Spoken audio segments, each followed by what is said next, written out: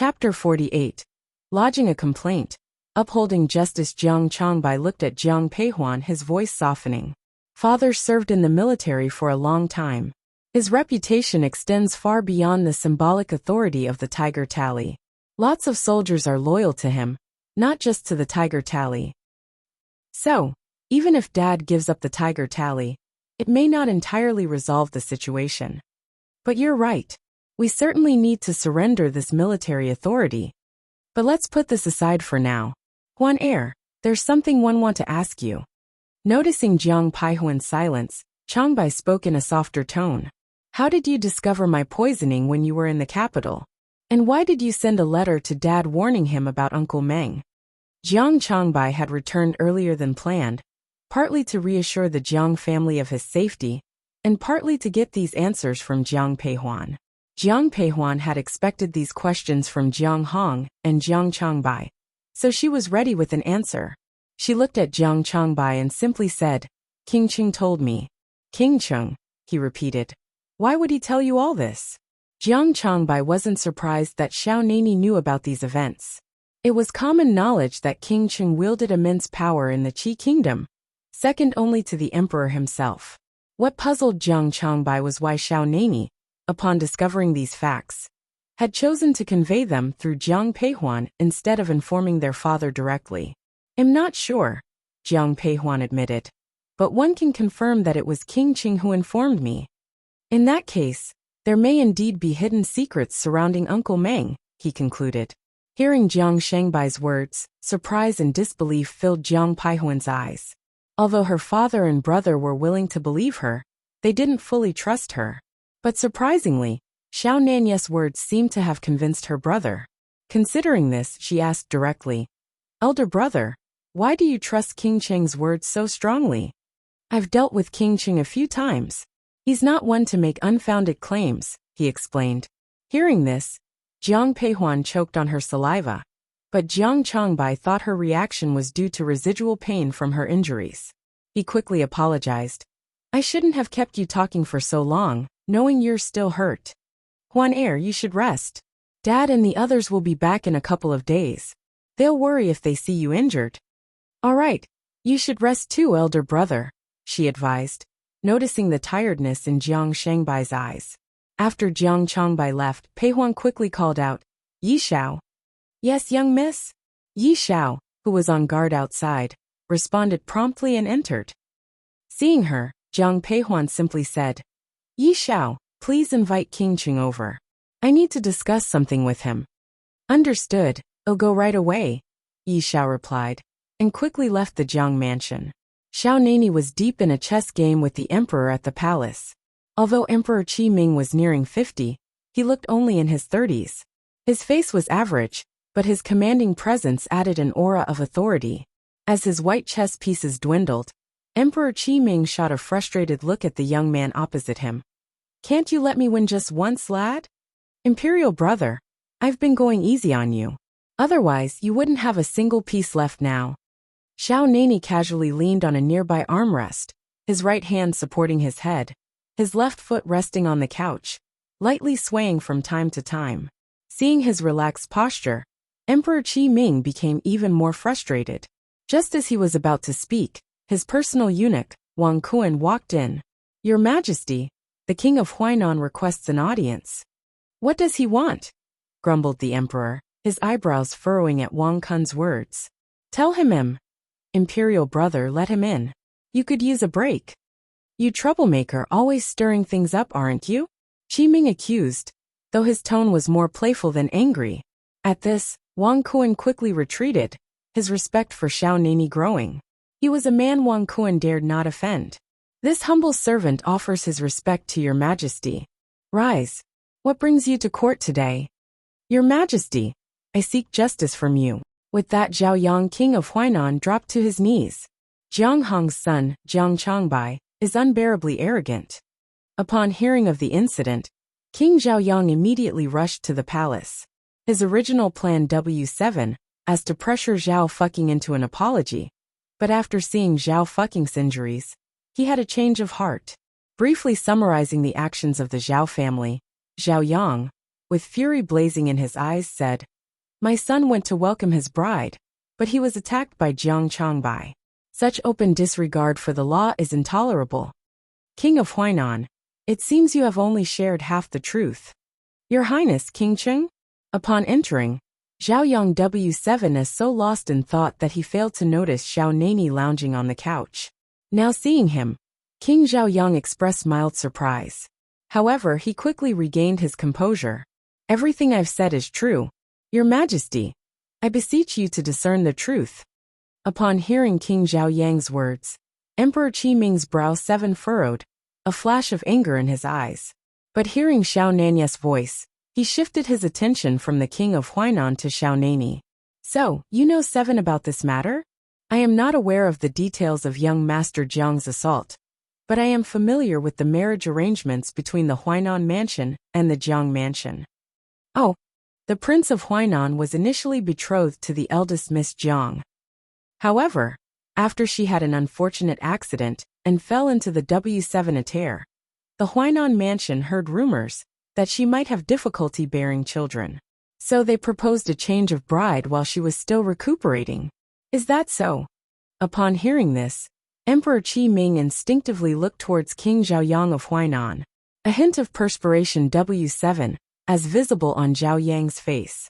He wanted to deny these accusations, but the truth was undeniable. He could only manage a weak response.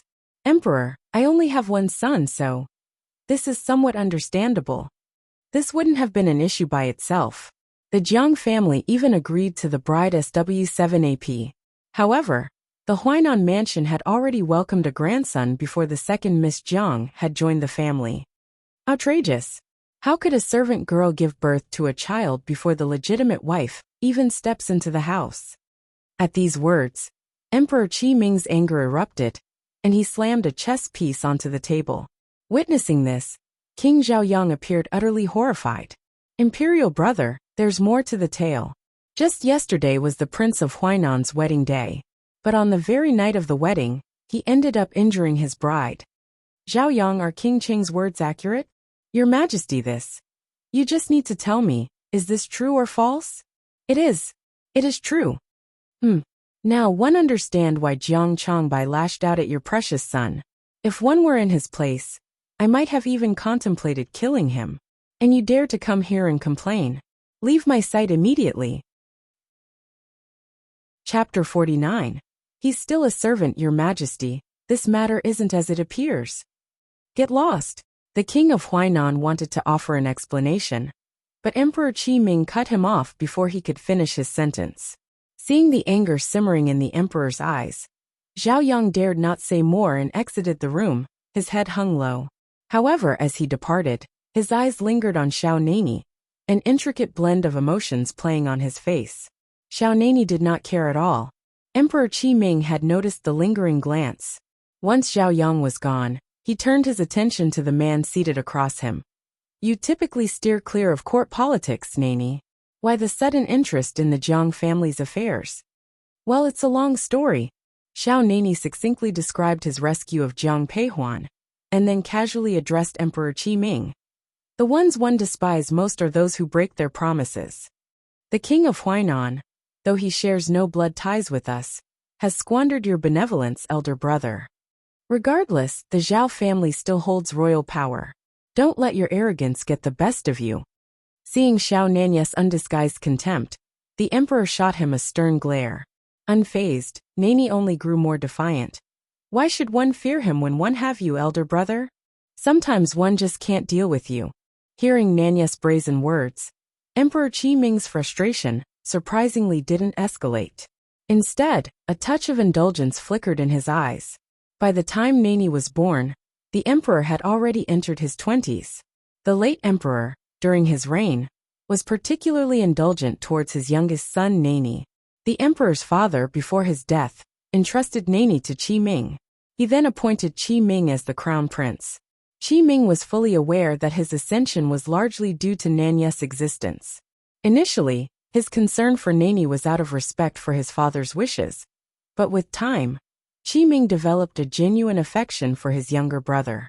Despite royal life's cold, unfeeling nature, Nani lived as he pleased, without hiding his true self, and Qi Ming found himself willing to indulge him.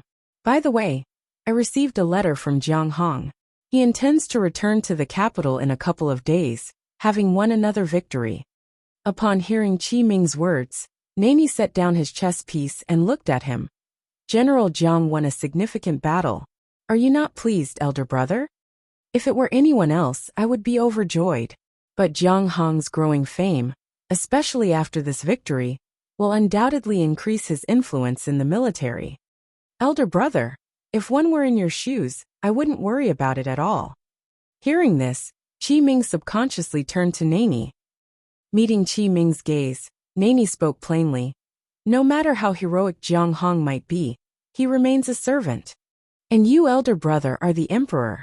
As long as Jiang Hong harbors no traitorous intentions and remains loyal to you, his fame only underscores your wise leadership. Well, while that is true, no matter. When Jiang Hong returns, we shall lavishly reward the three armies. Wang Kuan, what's the time now? Your Majesty, it's already late in the evening. Upon hearing Wang Kun's reply, Emperor Qi Ming turned toward Xiao Nani across him. Are you staying in the palace tonight? No way, it's too dull in here. I'm heading back home. Speaking of which, Xiao Nani, already stepping forward, suddenly paused and swiveled back towards Emperor Qi Ming, his eyes gleaming with a mischievous calculation. One heard that you've recently acquired some exquisite Eastern pearls. How about? Drop it, those are out of bounds. In 2 days it's our sister's birthday, and I've already decided to gift these pearls to her. Emperor Qi Ming impatiently cut Xiao Nani off before he could finish his sentence. Xiao Nani shrugged it off, nonchalantly grabbing onto Emperor Qi Ming's sleeve. Elder brother, I just remembered one haven't prepared a birthday gift for our sister yet. You've got an array of treasures stashed away. How about letting me pick a few? Looks like I'm to provide 2 gifts for our sister's birthday. Emperor Qi Ming chuckled in exasperation, freeing his sleeve from Xiao Nani's grasp. He then jokingly made a kicking motion towards him. Dream on. Off you go. Dodging swiftly, Xiao Nani retorted casually, fine. 111 secretly get it another day. Having said that, he sauntered off with a swagger. Watching his retreating figure, Emperor Qi Ming shook his head and mumbled. That kid had loved to empty my entire treasure collection if he could. His Highness is indeed forthright with you, your Majesty. None of the other would dare to behave like this, Wang Kuan commented quietly.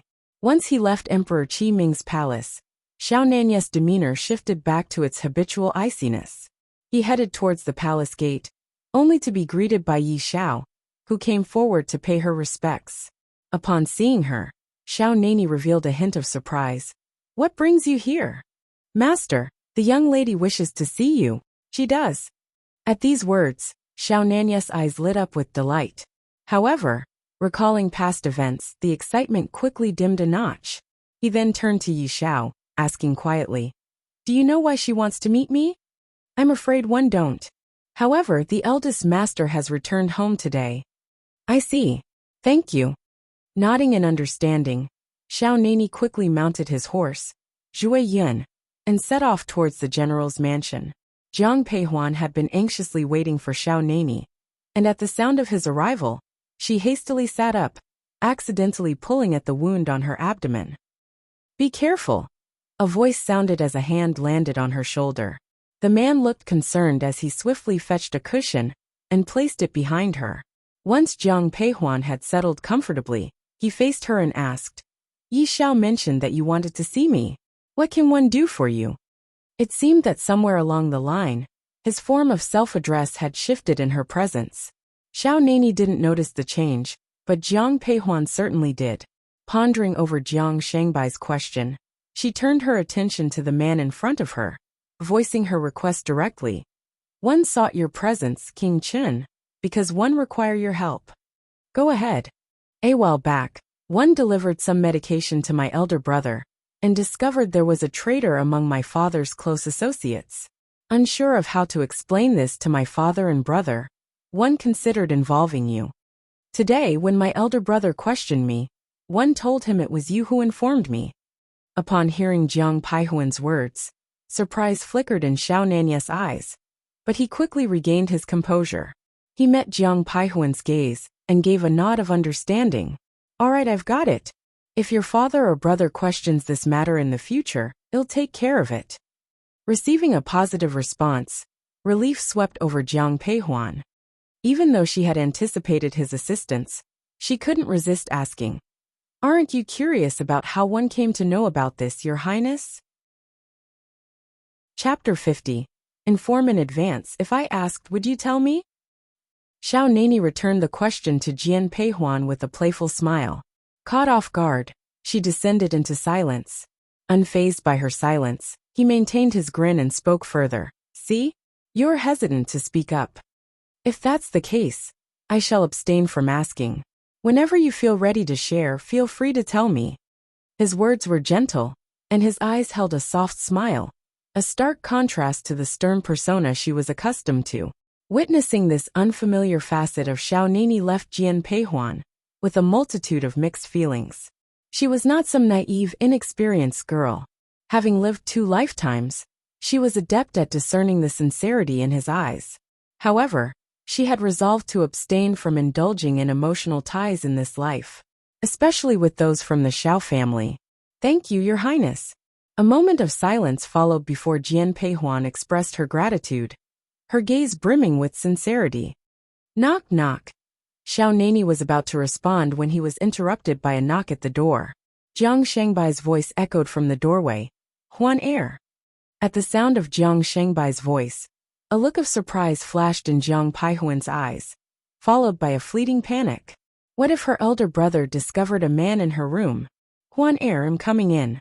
With no response from Jiang Peihuan, a frown marred Jiang Shengbai's features as he pushed open the door. Seizing the moment the door swung open, Xiao Nani swiftly vaulted onto the room's beam. Huan Air, why didn't you respond when I called? I just woke up, still trying to gather my senses. Big brother, why are you here?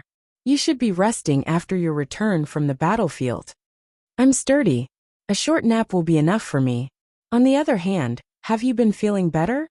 I'm much better. Seeing Jiang Shengbai's worry, Jiang Peihuan smiled. Seeing this, he nodded. That's good. Then, Jiang Changbai took out a box and handed it to Jiang Peihuan. He said, I brought this from the northern region. The girls there like these earrings. I saw them and got a pair for you too. Do you like them? Are these earrings? As she spoke, Jiang Peihuan carefully opened the box. A pair of blue earrings lay quietly inside. The earrings were made of dark blue agate, showing off a unique ethnic style. They weren't very expensive, but they were a kind gesture from Jiang Changbai. Closing the box, Jiang Peihuan smiled at Jiang Changbai. Thank you, big brother. I really like them. If you like them, that's great. You'll look good wearing these earrings. Xiao Nani, sitting on the beam, watched the two with a complex look. So she could smile like this too. However, these smiles were reserved only for those dear to her. Brother, you've just returned and need more rest. If there's nothing pressing, you should get back and rest early, said Jiang Peihuan. She remembered someone hiding in the rafters of her room, so after a brief moment of thought, she suggested this to Jiang Changbai. Jiang Changbai, being rather unsuspecting, responded warmly to his sister's suggestion. Nodding his head with a smile, he said, All right, I'll head back for now. I'll visit you again tomorrow. All right, take care, big brother. As Jiang Changbai took his leave, closing the door behind him, the figure from the beam descended. So you share quite a bond with your elder brother, he remarked. Of course. Big brother and I are born of the same mother, she replied.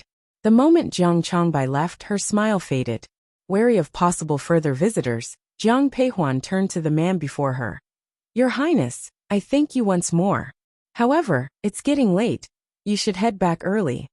I understand, you should rest as well, Xiao Nani replied with a soft voice, noticing her paleness. Then without delay, he headed for the door. Jian Peihuan heaved a sigh of relief as she watched the man disappear through the door. Yet, she was unaware that as Xiao Nani reached the entrance to the plum garden, a long sword was thrust towards him. Guarding the spot was none other than Jiang Changbai. In fact, upon entering Jiang Paihuan's room earlier, he had detected an unfamiliar presence. But seeing that everything seemed normal with Jiang Peihuan, he chose not to expose her, and waited for the intruder instead. Xiao Nani effortlessly dodged Jiang Shangbai's sword, but as if the sword had a will of its own, it swiftly followed his movements. Jiang Changbai, a seasoned warrior from countless battles, was quite surprised to see his opponent easily deflect his attack. Not bad. Young general, you flatter me. Xiao Nani responded while parrying Jiang Shangbai's sword with his fan and aiming a blow at his neck. At the same time, Jiang Shangbai's sword was directed toward Xiao Nani's heart. Their eyes locked, and surprise flashed through Jiang Shangbai's eyes. King Cheng? Young general. Why were you in my sister's room, your highness? I was concerned about Miss Jiang's injuries and came to visit. Upon hearing this, Jiang Changbai furrowed his brow. He remembered what Jiang Peihuan had mentioned to him earlier. Unable to help himself, he glanced at the man standing before him and said, King Cheng, the Jiang family is indebted to you for saving my sister's life. However, a lattice reputation cannot bear even a slight blemish, so I implore you, your highness, to exercise self-restraint. Indeed, I was hasty today, young general. I ask for your forgiveness. In the corner, Han Feng's eyes nearly popped out of his head upon hearing this. Could this really be his domineering and untamed master? He was exhibiting such unexpected gentleness and manners. Seeing Xiao Nani's earnest attitude, Jiang Changbai found it hard to further reprimand him, and his countenance softened as well. I may have overstepped earlier. Allow me to escort you out. No need for that, I'm familiar with the way. Young general, there is a matter I wish to inform you in advance. Please, your highness, go ahead. Upon witnessing Xiao Nani's sudden shift to a serious demeanor, Jiang Changbai promptly responded. The proposal I made that day was not in jest. Thus, when General Jiang and his wife return, I will personally come to their doorstep to propose. You? Upon hearing this, Jiang Changbai froze on the spot. After a few seconds, his eyes ignited with rage. He no longer cared if the person in front of him was the respected imperial uncle. He lifted his sword and lunged towards him. But Xiao Nani was clearly ready. He effortlessly dodged the attack and scaled the wall. I merely wanted to inform the young general beforehand. With those words, Xiao Nani leaped away. Master, wait for me. Watching Xiao Nani's retreating figure, Han Feng hastily called out. He did not wish to bear the brunt of Jiang Shangbai's wrath. Chapter 51. Increase the security. Humph, got away quick, didn't they? Jiang Changbai watched the departing master-servant duo. His eyes still sparked with annoyance. Just then, Deputy General Liu hurried into the plum garden. As Deputy General Liu had always been responsible for the general's mansion security, hearing the disturbance, he immediately came over to the garden. Seeing Jiang Changbai standing in the courtyard, he hastily came forward and saluted. Young general? Deputy General Liu was more accustomed to addressing Jiang Changbai as the young general, given his previous military tenure. Did someone breach the general's mansion, young general? Deputy General Liu asked softly after saluting Jiang Changbai. Just a petty thief, Jiang Changbai answered dismissively. I've chased him off. A petty thief? Liu's eyes widened in surprise. In the capital, everyone knew that the general's mansion was populated with martial arts experts. Even the guards had some skill, so common thieves would never dare target the estate. Noticing Deputy General Liu's surprised expression, Jiang Changbai cleared his throat and instructed in a low voice. Moving forward, make sure to increase security, especially around the ladies' gardens. Yes, sir. You can leave now, get some rest. Yes, sir. Are you not heading back to rest, young general? Deputy General Liu asked, noticing Jiang Changbai seating himself in the courtyard. No problem, it's still early. I'll sit here for a while. You go on and sleep. Jiang Changbai replied nonchalantly. He had a nagging worry. What if King Cheng returned? He needed to be here, just in case. Outside the wall, Han Feng, after much effort, finally caught up with Xiao Nani. Seeing Nani mount his horse, he blurted out. Master, are we just leaving like this? What else? Xiao Nani retorted coldly from atop his horse. Rubbing his nose, Han Feng quickly suggested. It's late. Perhaps we should head back. Master, tomorrow is the eldest princess' birthday banquet. Your gift isn't ready yet. Take something from the storeroom when we get back. Wait, there's a banquet at the Princess Mansion tomorrow? Xiao Nani suddenly turned to look at Han Feng. Seeing his master's thoughtful expression, Han Feng involuntarily took a couple of steps back before finally nodding. After we get back to the mansion, find a valuable gift and send it to the eldest princess mansion. Have the princess send an invitation to the Jiang mansion. Yes, sir. Thinking about seeing Jiang Peihuan again tomorrow brought a smile to Xiao Nanya's face. His mood had taken a clear turn for the better. As dawn broke, the quiet life of the plum garden started to stir. Eldest young master? Yu Er had intended to go to Jiang Peihuan's room early. As she approached the courtyard, she noticed a figure on the stone bench. It was only when she recognized Jiang Changbai that she held back her surprise. Jiang Changbai had spent countless nights on the battlefield, often sleeping in the open, so falling asleep on the bench wasn't unusual. Hearing Yu Er's voice, he opened his eyes, casting a glance at the lightning sky. Dawn already, he mumbled, standing and stretching his arm. As he spoke, Jiang Changbai stood up and moved his arm. Yu Er, seeing this, offered a respectful bow before asking, a touch of amusement in her voice. Eldest young master, what brings you here so early? He looked as if had just awoken. I was merely strolling. It should be about time Huan Er is awake. Let her know I have something to discuss with her. Understood. I'll go see if the young lady is awake. When Jiang Peihuan had heard the sounds outside, she had roused from her sleep. As Yu Er entered her room, she asked, "What's happening outside?" "The eldest young master is here, Mississippi. Big brother." From what I observed, it seems the eldest young master has spent the entire night outside. As Yu Er shared this information, her voice dropped to a hush. Jian Peihuan's eyes widened a bit in surprise. After Jiang Peihuan freshened up, she directed Yu Er, "Please invite my big brother in." "Yes, Mississippi." The moment Jiang Changbai walked in, Jian Peihuan noticed that he was still in the clothes from the previous evening. Thinking back to last night, she felt a spark of realization. She might just know why her big brother had spent the entire night in her courtyard. "Big brother, is there something you need from me?" Once Jiang Changbai had taken a seat, Jian Peihuan turned to address him.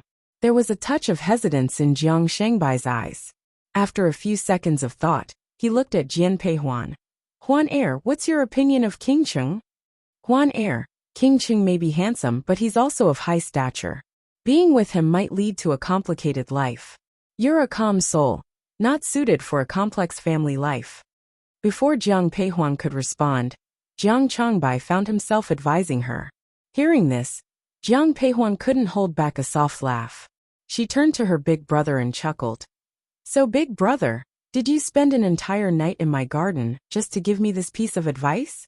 Seeing the smile in Jian Peihuan's eyes, Jiang Shangbai's eyes revealed some awkwardness, but he quickly revealed a serious expression. "You're still laughing. I saw King Cheng come out of your room last night."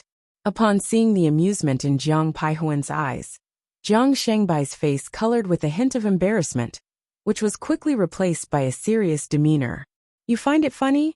Last night, I spotted King Cheng leaving your room," he pointed out. At these words, Jiang Peihuan's smile faded, and she replied softly, "Big brother, my relationship with King Cheng isn't what you imagine it to be. Moreover, I currently have no intentions of getting married, so you need not worry." Hearing Jiang Peihuan's disinterest in marriage, Jiang Changbai felt relieved. She nodded obediently. "Don't worry, big brother, I'll heed your miss." Before Jiang Peihuan could finish, the door was suddenly pushed open by Lu Er. Yu Er, standing aside, frowned at the intrusion. "The eldest young master and the eldest miss are in conversation. What's the rush?" Hearing Yu Er's admonishment, Lu Er quickly moderated her tone. "I apologize, Mississippi. I know I was wrong." "It's fine, just remember to be more mindful next time. Impatience might be overlooked here, but elsewhere, it could cause problems. So what's the urgent matter that made you rush in?" Keeping in mind Lu Er's circumstances from her past life, Jiang Peihuan decided not to be too hard on her. After giving her a brief reprimand, she let the matter rest. Regaining her energetic demeanor, Lu Er approached Jiang Peihuan grinning. Miss, we received an invitation from the eldest princess mansion. They are inviting us to a banquet. Jiang Peihuan looked surprised at the news. The eldest princess wasn't fond of large gatherings. Thus her semi-centennial celebrations typically only included a select few princes and princesses, seldom ministers. In her past life, the Jiang family hadn't been invited to the eldest princess celebration. Huan heir, your injuries haven't fully healed. Perhaps it's best not to attend, Jiang Changbai suggested, less concerned about the event and more worried about her well-being. However, Jiang Peihuan was quick to object. No, big brother, I wish to attend. Chapter 52. Going to the banquet. Reflecting on her past life, she remembered that at this banquet, Xiao Nani had been poisoned and had barely survived. She might have been oblivious, but now that she knew, she couldn't stand by and allow that man to fall into peril once more. Jiang Changbai, observing Jiang Peihuan's anxiety, expressed surprise. Meeting his bewildered gaze, Jiang Peihuan quickly spoke up. Big brother, since the eldest princess mansion has sent an invitation, we must attend. If not, rumors could damage father's reputation. That does make sense. The birthday celebration at the eldest princess mansion was planned for the evening. So after lunch, Lu Xiu ordered the outfits to be delivered to Plum Garden. Young miss, the third madam has sent over the outfits. Jing Er, carrying the clothes, entered Jiang Peihuan's room. She placed the clothes on the table, then quietly chuckled. Miss, this dress was specially chosen for you by the third madam. Do you like it? If you don't fancy it, we can always switch it out. As Jing Er spoke, Yu Er and Lu Er had already moved forward and unfolded the clothes. The delicate attire, a light blue shoe brocade, was adorned with soft yellow petals. The sleeves were finished with a border of golden silk. The dress wasn't ostentatious, but it was indeed exquisite. This dress perfectly matched Jiang Peihuan's taste. She nodded and, with a smile, looked at Jing Er. Could you thank the third madam for me? I truly appreciate her choice. As long as you're pleased, Mississippi. Hearing Jiang Peihuan's words, Jing Er couldn't help but sigh in relief. Young miss, I need to deliver outfits to the other young ladies as well. I'll excuse myself now. Yu Er, accompany her. Yes, Mississippi. As they stepped into the courtyard, Yu Er extended her hand to Jing Er's. When she pulled away, Jing Er found herself holding a small purse. Feeling its surprising weight, Jing Er quickly attempted to refuse. I couldn't possibly accept. Why not? You've earned this. Miss loves the dress, and this is her way of showing appreciation. Well, in that case, I thank the eldest miss for her generous reward. After distributing all the dresses, Jing Er returned to Elegant Garden. Lu Xiu sat in a chair, examining the clothes and jewelry spread on the table.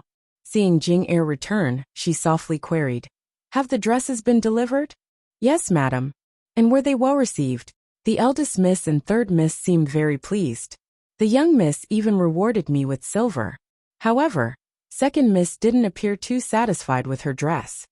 Upon hearing this, Lu Xiu's brow furrowed slightly. Well, let her be. Actually, Jing Er's words were quite diplomatic. Yet Jiang Ruyan wasn't just unsatisfied. She entirely disapproved. Observing the garments spread on the table, Jiang Ruyan couldn't help but snap. Such a muted color brought before me. Are you trying to insult me on purpose? Second young miss. All the other young ladies have received similar attire, reasoned Lan Er, responding softly to Jiang Ruyan's outburst. I've asked around. The dresses of both eldest and third young misses are quite modest in style and color. Actually, second young miss, your purple dress is the most striking. Fine, I'll settle with this one. On hearing these words, Lan Er breathed a sigh of relief.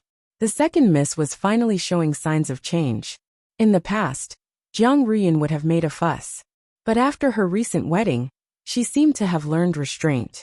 In the evening, old Madame Jiang led the group out of the general's mansion. Catching sight of Jiang Peihuan, her eyes sparkled. Huan heir, you look exceptionally beautiful in this dress. Grandmother, I should give credit to third aunt for this. She took care of everything. Jiang Peihuan replied softly, approaching the old madam. Upon hearing her, old Madame Jiang cast a look at Lu Xiu, then nodded appreciatively. Your housekeeping efforts are commendable. However, Jiang Ruyan couldn't resist expressing her discontent. Third aunt's play favorites. She prepared such lovely clothes for eldest sister. But look at what she handed me. At Jiang Ruyan's words, everyone wore a frown. Old Madame Jiang retorted without hesitation. If you're displeased with your third aunt's choice, don't bother attending. You're still in your confinement, you need proper rest.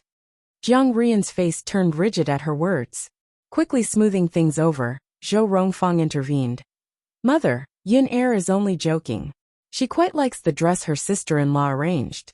She wouldn't be wearing it otherwise. Old Madame Jiang was about to say something more, but a tug from Jiang Peihuan at her sleeve silenced her. After a reassuring shake of the head from Jian Peihuan, the old madam climbed into the front carriage without another word. Soon after, both Jiang Peihuan and Jiang Ruyan joined her in the carriage. Sijin promptly followed Jiang Changbai, riding a horse. Regardless of how you feel, third aunt meant well. Even if you dislike her choice, there was no need for such harsh words. Jiang Peihuan calmly addressed Jiang Ruyan upon settling in the carriage. Hearing this, a complicated emotion flickered in Jiang Ruyan's eyes. Choking back tears, she admitted. Big sister, I didn't mean it. I just... Seeing the downtrodden expression on Jiang Ruyan's face, Jiang Peihuan reminded her gently. You must remember, you are Jiang Ruyan, the second miss of the general's mansion. Stand tall, no matter the circumstances. It's merely a banquet. If grandmother has agreed for you to attend, she will surely protect you. What's there to fear? If someone dares to utter unkind words at the banquet, whip them back into line. You are of the Jiang family, and that's your strength. When Jiang Peihuan spoke, her voice was soft, yet it had a soothing effect on Jiang Ruyan's turmoil. Looking at Jiang Peihuan seated opposite her, she muttered, Eldest sister, thank you. Jiang Peihuan didn't respond. They had arrived at the eldest princess mansion. As they entered the princess mansion along with the others, Jiang Peihuan noticed a significant number of guests. Reminded of her mission here, she leaned towards Yi Xiao and whispered, Yi Xiao, check if King Qing is here. If he's arrived, ask him to meet me in the garden. Yes, miss. Yi Xiao responded quietly and left the crowd, heading towards the front yard. Grandmother, I need to freshen up, Jiang Peihuan murmured, guiding the old madam to the banquet. Go ahead. The old madam nodded. Jiang Peihuan, accompanied by Yu Er, headed towards the garden. As they turned a corner, they found a tall figure waiting there. Miss Xiao Nani, upon hearing from Yi Xiao that Jiang Peihuan wished to see him, had promptly made his way to the rear garden. Recognizing the footsteps behind him, he swiftly turned, greeting them with a warm smile. Your Highness, please refrain from drinking any wine at the banquet today. Chapter 53. Someone that piques my interest. Upon hearing Jiang Peihuan's words, Xiao Nani was stunned. It took him a few seconds before he could look at her, surprised. Why? I can't disclose the exact reason, Your Highness.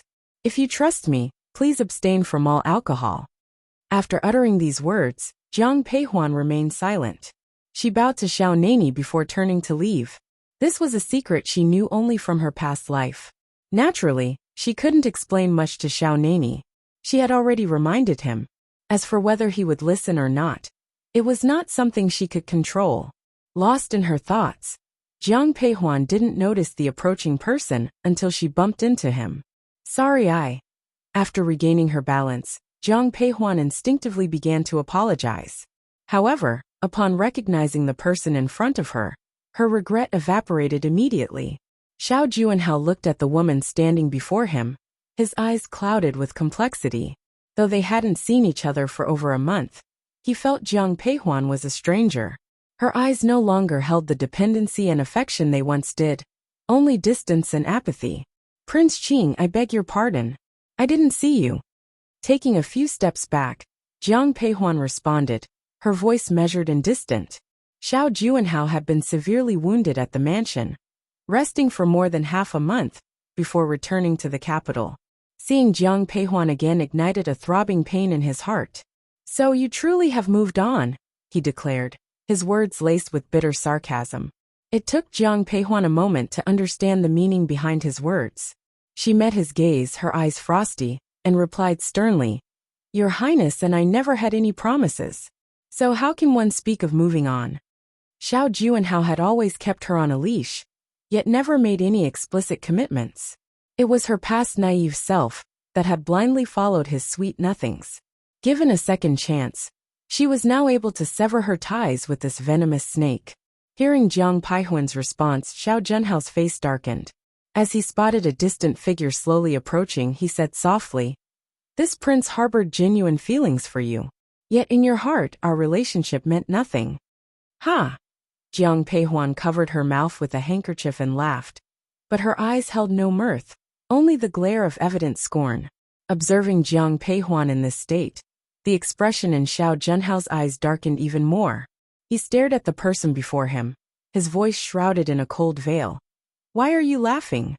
"I'm amused at the grand charade you're putting on. If you truly hold feelings for me, then what about Miss Lin?" Lin Mengyao. She was the light of Xiao Junhao's heart. In her past life, Jiang Peihuan only discovered this fact too late. "You, how could you?" Upon witnessing Xiao Junhao's shock, Jiang Peihuan's smile remained unabated. She spoke softly, "Your Highness, remember, if you don't want others to know, then don't do anything wrong. The banquet is about to start. I'll take my leave." Jiang Peihuan respectfully bowed to Xiao Junhao. Turning to the approaching man, she acknowledged him with a nod. Then, holding Yu Er's hand, she departed. Xiao Nani stood at a short distance. He approached Xiao Junhao only after Jiang Peihuan's figure had disappeared around the corner. "I thought I had made my intentions clear to the Qing prince back at the villa." At that moment, Xiao Nanya's eyes were filled with defiance and a hint of disdain. Witnessing this look, Xiao Junhao gripped his own hands tightly. Although they were both princes and kings in future, King Cheng, being the emperor's younger brother, held a higher status. Meanwhile, Xiao Junhao had struggled to earn the title of King Qing. "I shall remember your words, imperial uncle. You'd best remember this king's advice. Keep your distance from her. Or next time, your wounds may not heal so quickly." While speaking, Xiao Nani patted Xiao Junhao's shoulder. To outsiders, it appeared to be a casual familial exchange. However, Xiao Junhao was well aware of the force Xiao Nani applied. A surge of pain radiated from his shoulder. "Master, the banquet has started. We should head over." Han Feng approached Xiao Nani and spoke softly at that moment. Hearing him, Xiao Nani nodded and followed in the direction Jiang Peihuan had taken. "Your Highness, are you all right?" Pei Wu, watching Xiao Nanya's receding figure, walked up to Xiao Junhao, his voice filled with concern. A fierce glint lurked in Xiao Junhao's eyes. However, noticing the approaching crowd, he managed to offer a warm smile. "Let's go." With that, he headed toward the banquet. Unaware of the events transpiring behind her, Jiang Peihuan moved straight to where the old Madame Jiang was seated upon entering the banquet hall. Seeing that she had been gone for such a long time, the old madame's eyes were filled with worry. "Why have you been gone for so long? Are you feeling unwell?" "I didn't mean to worry you, grandmother. I was just taken by the beautiful scenery of the princess mansion, so I stayed a bit longer," Jiang Peihuan reassured her. Hearing Jiang Peihuan's explanation, relief washed over the old madam. She chuckled and said, "Since you like the surroundings, feel free to explore. You don't need to stick by my side all the time." "That's true, Huan. I'm here to take care of mother. You're still a young girl. Go have fun with Ruyin and Sijin," chimed in another voice. "King Cheng has arrived. Prince Qing has arrived. Prince Rui has arrived. Prince An has arrived." Just as Jiang Peihuan was about to respond, an announcement from the entrance cut her off. All the princes were present today, with Xiao Nani, clad in white, at the forefront. His demeanor was relaxed, his aura emanating an undeniable nobility. The other princes also carried an air of distinctiveness, but standing next to Xiao Nani, they seemed somewhat overshadowed. "Why are you all so prompt today? Interesting to see everyone here at the same time," the eldest princess remarked as she strolled out from the backyard, leaning on her maid's hand. Everyone quickly kneeled to greet her, wishing the eldest princess good health. "Today is my birthday celebration. I appreciate you all making the journey. Please take your seats," she offered graciously. "Thank you, eldest princess." As Jian Peihuan rose, she subtly examined the eldest princess. Despite being in her 50s, she looked no more than early 30s, due to her well-maintained appearance. Imperial sister, you've organized quite a lively event today, Xiao Nani commented casually, leaning against a couch in a nonchalant manner that no one else dared to assume in the eldest prince's presence. In response to Xiao Nani's seemingly carefree attitude, the eldest princess chuckled indulgently. I thought you didn't care for big gatherings, she teased. Imperial sister, you've misunderstood. It's not that I dislike lively settings. I just don't care for too many uninteresting people. But today's event has someone that piques my interest, Xiao Nani retorted, his eyes sparkling with intrigue. Chapter 54. Xiao Junhao's white moonlight. As he spoke, Xiao Nani's gaze swiftly scanned Jiang Peihuan. As their eyes locked, she noticed a passionate fire in his gaze, causing her to shy away, lowering her head. Several people caught Xiao Nani's look. Xiao Junhao's eyes were laden with dark clouds. Xiao Junmo's brimmed with sarcasm, while Jiang Shanghai's were full of rage. The eldest princess smiled lightly. We have many young ladies attending today. It's natural you'd find some appealing. Commence the banquet. Yes. The nanny beside the eldest princess left, only to return moments later with palace servants bearing dishes and wine for the table. Dancers clad in exquisite attire began to perform. This was the usual course of such banquets. Jiang Peihuan was indifferent, but Jiang Xijin lit up at the sight of the music and dance. She would frequently tug on Jiang Peihuan, whispering, Eldest sister, the performances at the prince's mansion are truly stunning. Seeing the joy in her sister's eyes, Jiang Peihuan found herself smiling. If you enjoy it, take your time watching. Imperial aunt, on this day of your birthday banquet, I wish you peace and eternal youth. As the music and dance ceased, Xiao Junhao raised his wine glass, expressing his good wishes to the eldest princess. Observing this, the other princes followed suit, raising their glasses. I wish good health to my imperial aunt. Very well then. Let's toast to your kind words. As the eldest princess lifted her glass, so did everyone else. Subconsciously, Jiang Peihuan's eyes sought Xiao Nani, only to find him eschewing his wine glass in favor of a teacup. Imperial uncle, it's Imperial aunt's birthday today. Isn't it improper not to have a drink? Xiao Junhao, sitting beside Xiao Nani, called him out on his choice. At this moment, all eyes, including the eldest princess, turned to Xiao Nani. His face remained impassive as he addressed the eldest princess. Please forgive me, imperial sister, I've not been well of late. The royal physician has advised against alcohol. If you're not well, you should abstain from alcohol. Thank you, imperial sister. I shall make amends another day. No worries. If imperial uncle can't drink, I, his nephew, will drink in his stead. As he spoke, Xiao Junemo reached for the wine glass on Xiao Nani's table. Xiao Nani attempted to stop him, but Princeton had already downed the drink. Seeing this scene, Jiang Peihuan's eyes flashed. Xiao Nani took hold of Xiao Junmo's hand. Uncle, look how righteous I am. I am. Before Princeton could complete his sentence, a torrent of blood erupted onto Xiao Nani. This sight shocked the room. The eldest prince's expression changed dramatically. What is happening? Your Highness, it seems Princeton may have been poisoned. Poisoned? How could he be poisoned out of nowhere? Han Feng, fetch the royal physician at once. Yes. Upon witnessing Prince An's collapse, Han Feng made a hasty exit. Xiao Junhao watched this unfold, his eyes glinting with confusion, quickly followed by regret. He thought, how wonderful it would have been if it were Xiao Nani consuming the tainted wine instead. At that moment, Xiao Nani's eyes mirrored a maelstrom of emotions.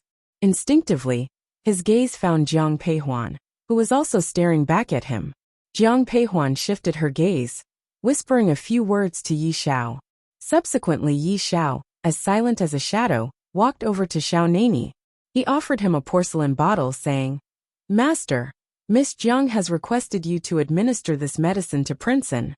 All right, ensure she's safe, Xiao Nani commanded, receiving the bottle from Yi Xiao before making his way towards Princeton. Imperial sister. It appears we must conduct a thorough investigation into today's events. he advised. Indeed, scrutinize every detail. I'm curious to see who's causing such mischief within my palace. The princess agreed, her tone laced with concern. Today was her birthday feast. What was meant to be a joyous gathering had been disrupted, with the prince himself falling victim to poison. The entire ordeal was giving her a headache. Imperial aunt, Xiao Juanhao interjected, his tone laced with insinuations. It's quite a fortunate coincidence that the imperial younger brother happened to drink the imperial uncle's wine. Otherwise, who knows when we would have discovered it was poisoned. His words, hinting at a darker implication, were met with the prince's frosty retort. Are you suggesting King Qing is behind the poison? Please, imperial aunt, you've misunderstood me. I'd never insinuate such a thing. Then what are you trying to say? Caught off guard by her direct questioning, Xiao Juanhao was at a loss for words. However, their tension was interrupted by a gentle voice. Your Highness, I have some medical knowledge. Perhaps I could assist with Princeton? Upon hearing this voice, Jiang Paihuan's eyes sparkled. Lin Mingyao, Xiao Junhao's pure admiration, had made her appearance. And who might you be? The princess asked, her gaze shifting to Lin Mingyao. The girl's elegant white dress and distinguished demeanor prevented the princess from pressing further. The nanny beside the eldest princess had already walked in front of the eldest princess and whispered a few words. You are Lin Rahai's daughter, correct? The princess confirmed after hearing the servant's words. Yes, Lin Rahai is indeed my father, Lin Mingyao affirmed. If your medical skills are as you claim, then by all means, attend to Princeton. Understood. With a graceful nod to the princess, Lin Mingyao headed straight towards the fallen prince. Passing by Xiao Juanhao, she gifted him a tender look. Her intervention allowed the tension between the princess and Xiao Juanhao to dissipate. With Lin Mingyao's words, the eldest princess did not say anything more about Xiao Juanhao. After checking Prince An's pulse and applying acupuncture to his heart meridian, Lin Mingyao managed to revive the unconscious prince. Prince An's eyes fluttered open. Imo, you're awake? Relief washed over Xiao Nani at the sight of his nephew regaining consciousness. Imperial uncle, what happened? The newly awakened prince was visibly confused. Xiao Nani explained the situation briefly before comforting him. Rest assured, you're safe now. I will ensure the culprit behind this poisoning is brought to justice. Eldest princess, I've used acupuncture to detoxify Princeton. However, His Highness will need to rest and recuperate for a while. So Princeton is out of danger now? Yes. Well done. You deserve a reward. Upon hearing that Princeton was safe, the princess couldn't help but breathe a sigh of relief. If something were to happen to Princeton while he was in her mansion, she didn't know how she would explain it to the emperor. Looking at Lin Mingyao now, the princess couldn't help but feel satisfaction well up in her eyes. But when Lin Mingyao heard the prince's praise, she responded modestly, I only did what was necessary. I don't feel I should accept any reward, princess. The princess found her humility appealing. The satisfaction in her eyes deepened. Helping Lin Mingyao to her feet, she said gently, You saved Princeton. This is a great accomplishment. I want to reward you. And when the emperor hears of this, he will want to reward you as well. Chapter 55. She wouldn't lose anything to Jian Peihuan again. Thank you, eldest princess. Lin Mingyao gracefully responded. Turning down the reward any further would be seen as ungrateful. Eldest princess, the imperial physician has arrived. Bring him in, she ordered. An anxious-looking imperial physician Wang, donned in his official hat, made his way into the banquet hall. As he was about to bow, the eldest princess interrupted him. Imperial physician Wang, skip the formalities and attend to Princeton. Yes, princess, he complied. Physician Wang approached Xiao Juanhao, knelt down, and checked his pulse carefully. Following his thorough examination, he reported to the eldest princess. Your Highness, the poison within Prince An's system has almost been fully purged. It appears someone has already treated him. It was I, Lin Mingyao humbly replied, giving Physician Wang a respectful bow. Physician Wang inspected Lin Mingyao, his eyes brimming with admiration. Miss Lin, it's impressive to see such exceptional medical skills in one so young. You overpraise me, Physician Wang. My knowledge is merely rudimentary. Compared to professional physicians like yourself, I'm lacking, she modestly replied. Originally, Physician Wang had been somewhat irritated by Lin Mingjio's prior intervention with Princeton. However, her humble response dissolved any lingering dissatisfaction. Standing silently in the corner, Jiang Peihuan watched the scene unfold, a sardonic smile playing on her lips. Lin Mingyao was consistent, always maintaining her gentle and virtuous reputation no matter the circumstance. With the knowledge that Qing'an was safe, the eldest princess breathed a sigh of relief. She turned to address the guests.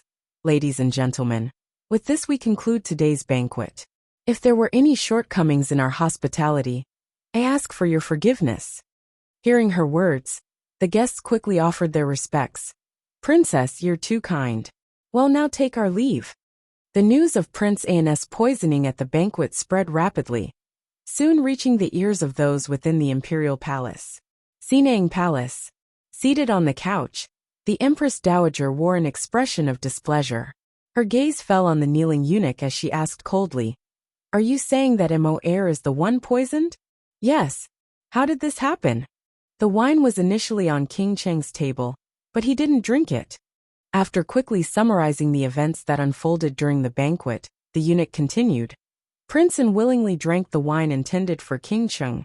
Hence King Cheng was unharmed, but Prince was poisoned. That wretch is truly fortunate. Even this didn't end him. Your Majesty, there's plenty of time ahead. Don't let anger harm your health. The old nanny standing beside the Empress Dowager gestured dismissively at the eunuch on the ground.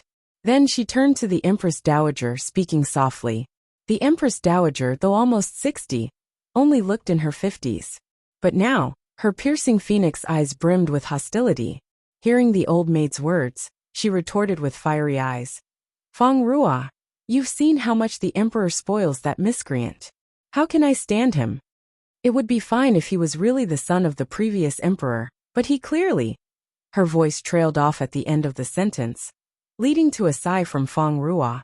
After some contemplation, she decided to caution in a low voice. Your Majesty, perhaps we should hold off for some time.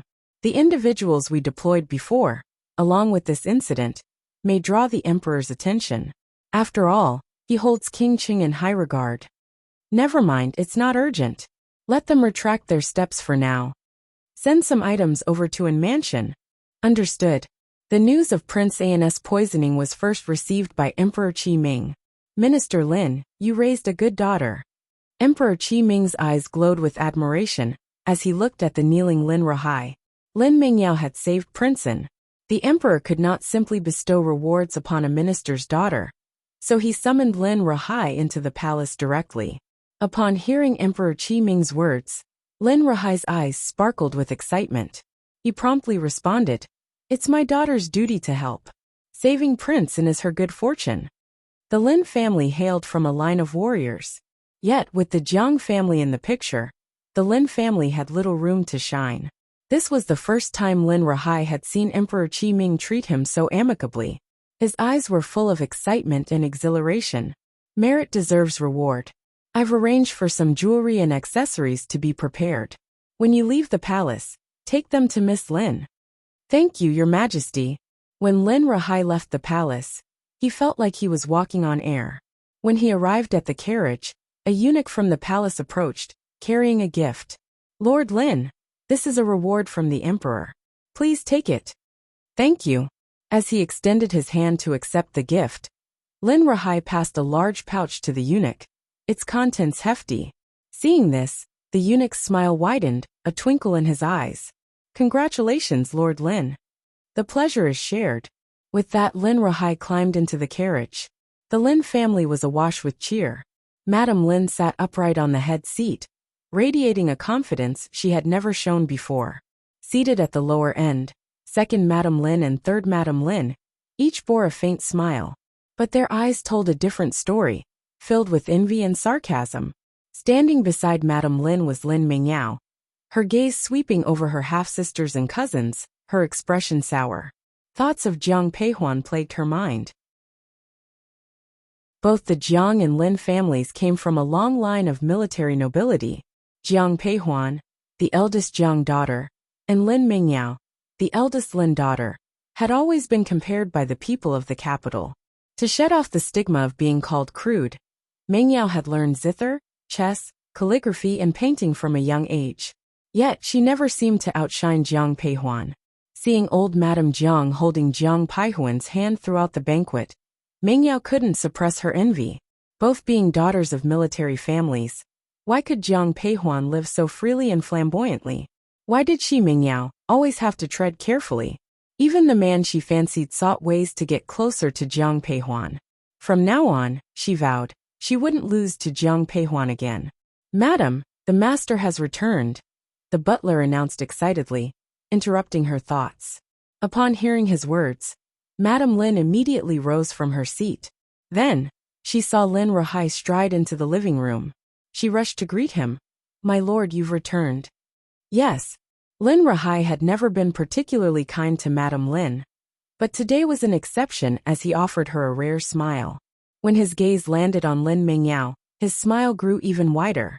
"Yaoer, you did exceptionally well this time. Thank you for your praise, father. I'm glad I could be of help." Upon hearing her father's words, Mingyao responded gently.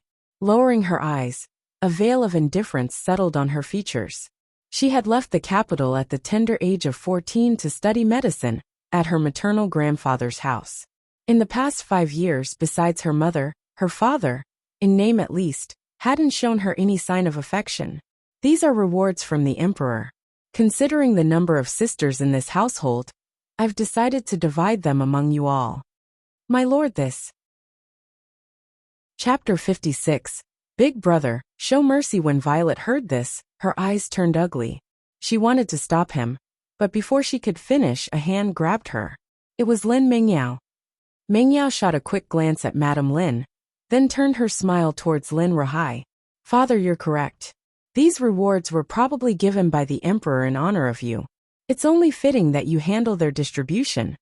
"Well thought, my dear." Following his statement, Lin Ruhai got up and addressed Madame Lin. "Madam, you can manage the distribution of these items. Mingyao, accompany me." "Understood." Mingyao followed Lin Ruhai into his study, marking her first time entering his study in the 19 years of her life. In the Lin family, sons were valued over daughters. Despite being the eldest daughter from the primary branch, Mingyio's standing couldn't compete with that of her elder brother, who was born to a concubine, or even her younger brother. "Yaoer, how are things between you and Prince Qing now?"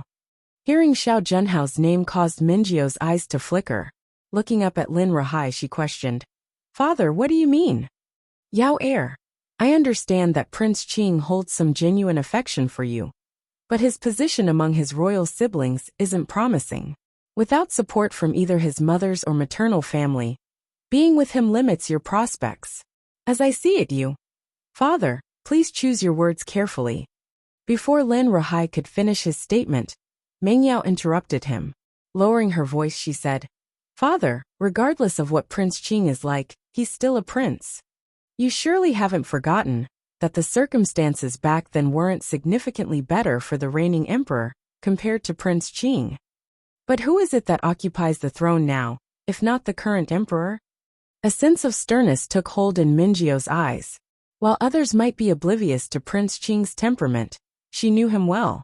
If he ever learned about her father's intention to hedge his bets, he would surely be distressed.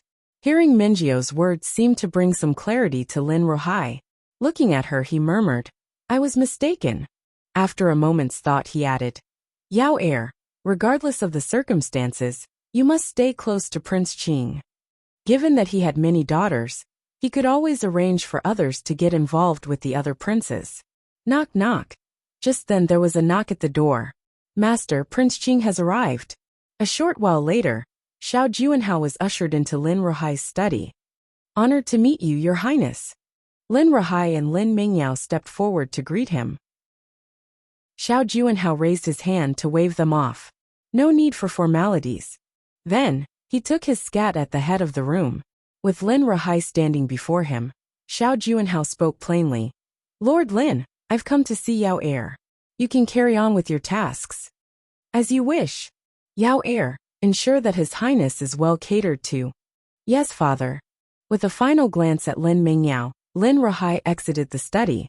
As soon as the door was shut, Xiao Juanhao seized Lin Mingyio's hand, drawing her into his lap. Your Highness. Her eyes flamed with a hint of shyness as Lin Mingyao attempted to stand, but Xiao Juanhao refused to release her. After a few struggles, Lin Mingyao ceased her efforts. Yao heir, you're finally back. Leaning into Lin Mingyao, Xiao Juanhao spoke gently, his eyes warm. Seeing his tender gaze, Lin Mingyao chuckled. Yes, Yao heir is back. Your Highness, from now on, you won't be alone. Yao heir will help you achieve everything you wish for. Xiao Juanhao remained silent, his grip on Lin Mingyao tightening. Your Highness, General Jiang is about to return to the capital. How are you and Miss Jiang of the Jiang family doing? Enough about her. Before Lin Mingyao could finish her sentence, Xiao Juanhao interrupted, his eyes hardening with a cold edge. Your Highness. Lin Mingyao looked at him with confusion, puzzled by his icy demeanor. In response to her expression, Xiao Juanhao softened his tone, whispering, Yao heir, I won't be marrying her. In my heart, you're the only one worthy of being the Qing princess. Your Highness, Yao heir will not let you down. Moved by Xiao Juanhao's words, gratitude filled Lin Mingyio's eyes. She reached out and tightly embraced the man beside her. Jiang Peihuan, behold, the man you yearn for only has eyes for me. Little did Lin Mingyao know, Jiang Peihuan not only had no affection for Xiao Juanhao, but also harbored a deep aversion towards him. General Manor, Plum Garden. Just as Jian Peihuan was about to settle in, she caught the sounds of movement. Recognizing the familiar sound of footsteps, she turned to see Xiao Nani appearing in her room. Eyeing the man who made himself comfortable, Jian Peihuan couldn't hold back. Your Highness, if others knew of your behavior, it might tarnish your good name. When have I ever cared about what others think? Let's put that aside for now. I've come today to give you a token of gratitude. While speaking, he pulled out a decorative box from his robes and carefully set it before Jiang Peihuan. He asked, hopeful, take a look. Do you like it? Caught by his eagerness, Jiang Peihuan instinctively opened the wooden box. To her surprise, it was filled with Eastern pearls. An Eastern pearl the size of a thumb was precious enough, but he had presented her with a whole box. Your Highness, this is too valuable. No matter how valuable, can it surpass the value of my life? Before Jiang Peihuan could finish, Xiao Nani softly interrupted her. Struck by his words, she found herself at a loss, unsure of how to react. I've been curious, could you possibly satisfy my curiosity? Is your Highness asking how I knew the wine was poisoned? Before he could answer, Jiang Peihuan spoke up, guessing his question. He simply nodded in response. Meeting his gaze, Jiang Peihuan replied with a complex look. Please forgive me, Your Highness, I can't reveal that. Xiao Nani wanted to press further, but the fleeting sorrow in her eyes made him close his mouth. Standing up, he pushed the wooden box towards her. Since it's a gift, you should accept it. If you truly don't wish to keep it, then throw it away. I see the security in your garden has tightened, I'll be leaving now. Saying this, Xiao Nani swung open her room's window and jumped out. But just as he left, a sword swung at him. King Cheng, you are looking down on my general mansion. Jiang Changbai glared at the man leaping out from his sister's room, his eyes full of fury, his movements more ruthless. Inside, Jian Peihuan heard the commotion and rushed out. Seeing Jiang Shangbai's sword aimed at Xiao Nanya's heart, she quickly cried out, Big brother, show mercy. As she called out, she whipped out her own weapon, a black whip, and ensnared Xiao Nani, yanking him to the side. Jiang Shangbai's sword met only air. Chapter 57. Big brother will forever protect you. Huan heir, are you still protecting him? Jiang Shangbai's initial annoyance had just simmered beneath his calm facade. But now, his eyes were a full-blown storm of fury upon witnessing Jiang Peihuan's actions. He thrust the sword in his hand towards Xiao Nani. Reacting promptly, Jiang Peihuan stepped forth, placing herself protectively in front of Xiao Nani. Huan heir, step aside, Jiang Changbai ordered, halting his advance. I intend to give him a piece of my mind today. Big brother. Jiang Peihuan responded. If you harm King Qing today, our entire Jiang mansion will bear the consequences. Despite Jiang Peihuan's words, Jiang Shangbai's eyes remained ablaze with anger, but he refrained from taking another step forward. At this moment, Xiao Nani emerged from behind Jiang Peihuan, directing a calm gaze at Jiang Changbai. Young General, my visit today was simply to express gratitude, not to offend the eldest Mississippi. Express gratitude? Jiang Changbai queried, his eyebrows knitting together. His frosty gaze locked onto Xiao Nani. If it's a gift of gratitude, why didn't you use the main entrance? Why infiltrate under the cover of darkness? I merely wished to avoid undue attention, Xiao Nani explained. Before Jiang Changbai could retort, Xiao Nani added, General Jiang is set to return to the capital tomorrow. I presume you'd prefer to keep the general's mansion from becoming the subject of idle chatter. Though Jiang Changbai had his reservations about Xiao Nani, he couldn't deny the validity of his points. Upon seeing this, Xiao Nani relayed how Zhao Yang, the prince of Huainan, had lodged a complaint to the emperor. Jiang Changbai interjected, unable to contain his anger. Zhao fucking has tormented my sister.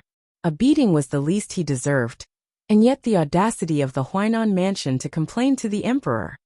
Young general, you're broad-minded and may not comprehend the ulterior motives at play. When General Jiang returns to the capital, there will be plenty who envy the general's mansion. A single person might not sway the emperor, but with enough whispers of discord, he might begin to doubt. General Jiang, your loyalty is beyond question. I wish not for you to fall prey to malevolent schemes. Xiao Nani's eyes shone with genuine concern as he spoke the final words. Witnessing his sincerity, Jiang Changbai softened, raising a hand towards Xiao Nani. In a low voice he acknowledged, One appreciate your warning, Your Highness. However, a woman's honor is sacred. I ask that you conduct yourself appropriately in the future. With these words, he implicitly assured Xiao Nani that he would not dwell on today's events. Following this, Jiang Changbai concluded, Your Highness seems quite familiar with the layout of my general mansion. I'll forego the formality of escorting you out. Safe travels, Your Highness. This was an unmistakable dismissal. Hearing Jiang Shangbai's words, Xiao Nani didn't get upset. Instead, he glanced at Jiang Peihuan and spoke quietly, I'll go first. Seeing Jiang Peihuan nod in agreement, Xiao Nani swiftly left the plum garden. Master, are we leaving just like that? Han Feng asked after Xiao Nani had left, quickly following him. He was unable to suppress his thoughts of Jiang Shangbai's discourteous manner, and voiced them to his companion. Han Feng was from the Qingqing mansion, a place where arrogance was common. He couldn't fathom leaving in such a humiliated way. On hearing his words, Xiao Nani gave him a cool look and replied dismissively, What do you want? A grand farewell from the entire Jiang family? Han Feng was about to agree, but seeing his master's stern expression, he promptly shook his head. I wouldn't dare. It was obvious to Han Feng that his master had developed feelings for the eldest Jiang daughter. They were playing in a different league until his master could marry her. And until then, the people of the Chung mansion were a notch below the general's mansion. You were too impulsive, big brother, Jiang Peihuan quietly commented in the plum garden, after pouring a cup of tea for Jiang Changbai. Having spent many years in the army, Jiang Changbai had developed crude habits. He gulped down his tea and grumbled, He dared to trespass into your room in the middle of the night. How could I possibly overlook that? Despite not causing any harm to Xiao Nani, he criticized the inadequate security of the plum garden. Once our father returns, I'll discuss getting some soldiers from the army to guard the residence. Jiang Peihuan calmly responded, Big brother, the army soldiers are the emperor's men. How can we use them for our residence? Hearing this, Jiang Changbai was stunned. After a few seconds, he looked at Jian Peihuan and said, You're right. I was thoughtless. Just then, Jiang Changbai noticed a wooden box on the table. Is this King Cheng's thank you gift to you? He asked as he opened the box. This is the East Pearl? Jiang Peihuan tried to stop him, but it was too late. With the box already opened, she simply nodded. Jiang Changbai looked at the East Pearl inside the box, a complex expression on his face. All right, I admit my mistake. I shouldn't have obstructed Xiao Nani. If he keeps bringing such valuable gifts each time, perhaps I could learn to tolerate his visits. However, Jiang Changbai quickly frowned and turned to Jiang Peihuan. Huan heir, tell your big brother honestly. Why did Prince Qing give you such a precious gift? All he had heard from Xiao Nani was that it was a thank you gift, but he didn't know what for. Since Jiang Peihuan could not tell Jiang Changbai that she had advised Xiao Nani not to drink, she came up with a vague reason. One day, King Chung was attacked and I helped him. Just for that he sent such a lavish gift. Yes. Seeing Jiang Peihuan nod, Jiang Changbai sensed something was amiss. However, seeing her calm demeanor, he refrained from saying anything. Instead, he closed the wooden box and pushed it towards Jiang Peihuan. As this is your thank you gift, you should keep it safe. This East Pearl is very valuable. Don't give it away. Jiang Peihuan understood exactly who Jiang Changbai was referring to. A soft smile graced her features as she addressed her elder brother. After what happened, big brother, I'm sure Ruyan will learn from it. If she had truly learned, she wouldn't have married Zhao Fucking. Perhaps realizing that speaking ill of a woman behind her back was ungentlemanly, especially when that woman was his own sister, Jiang Changbai abruptly silenced himself. You should rest now. Tomorrow, I'll accompany you to welcome our parents home. Understood. It had been a while since she last saw her parents, counting her past life as well.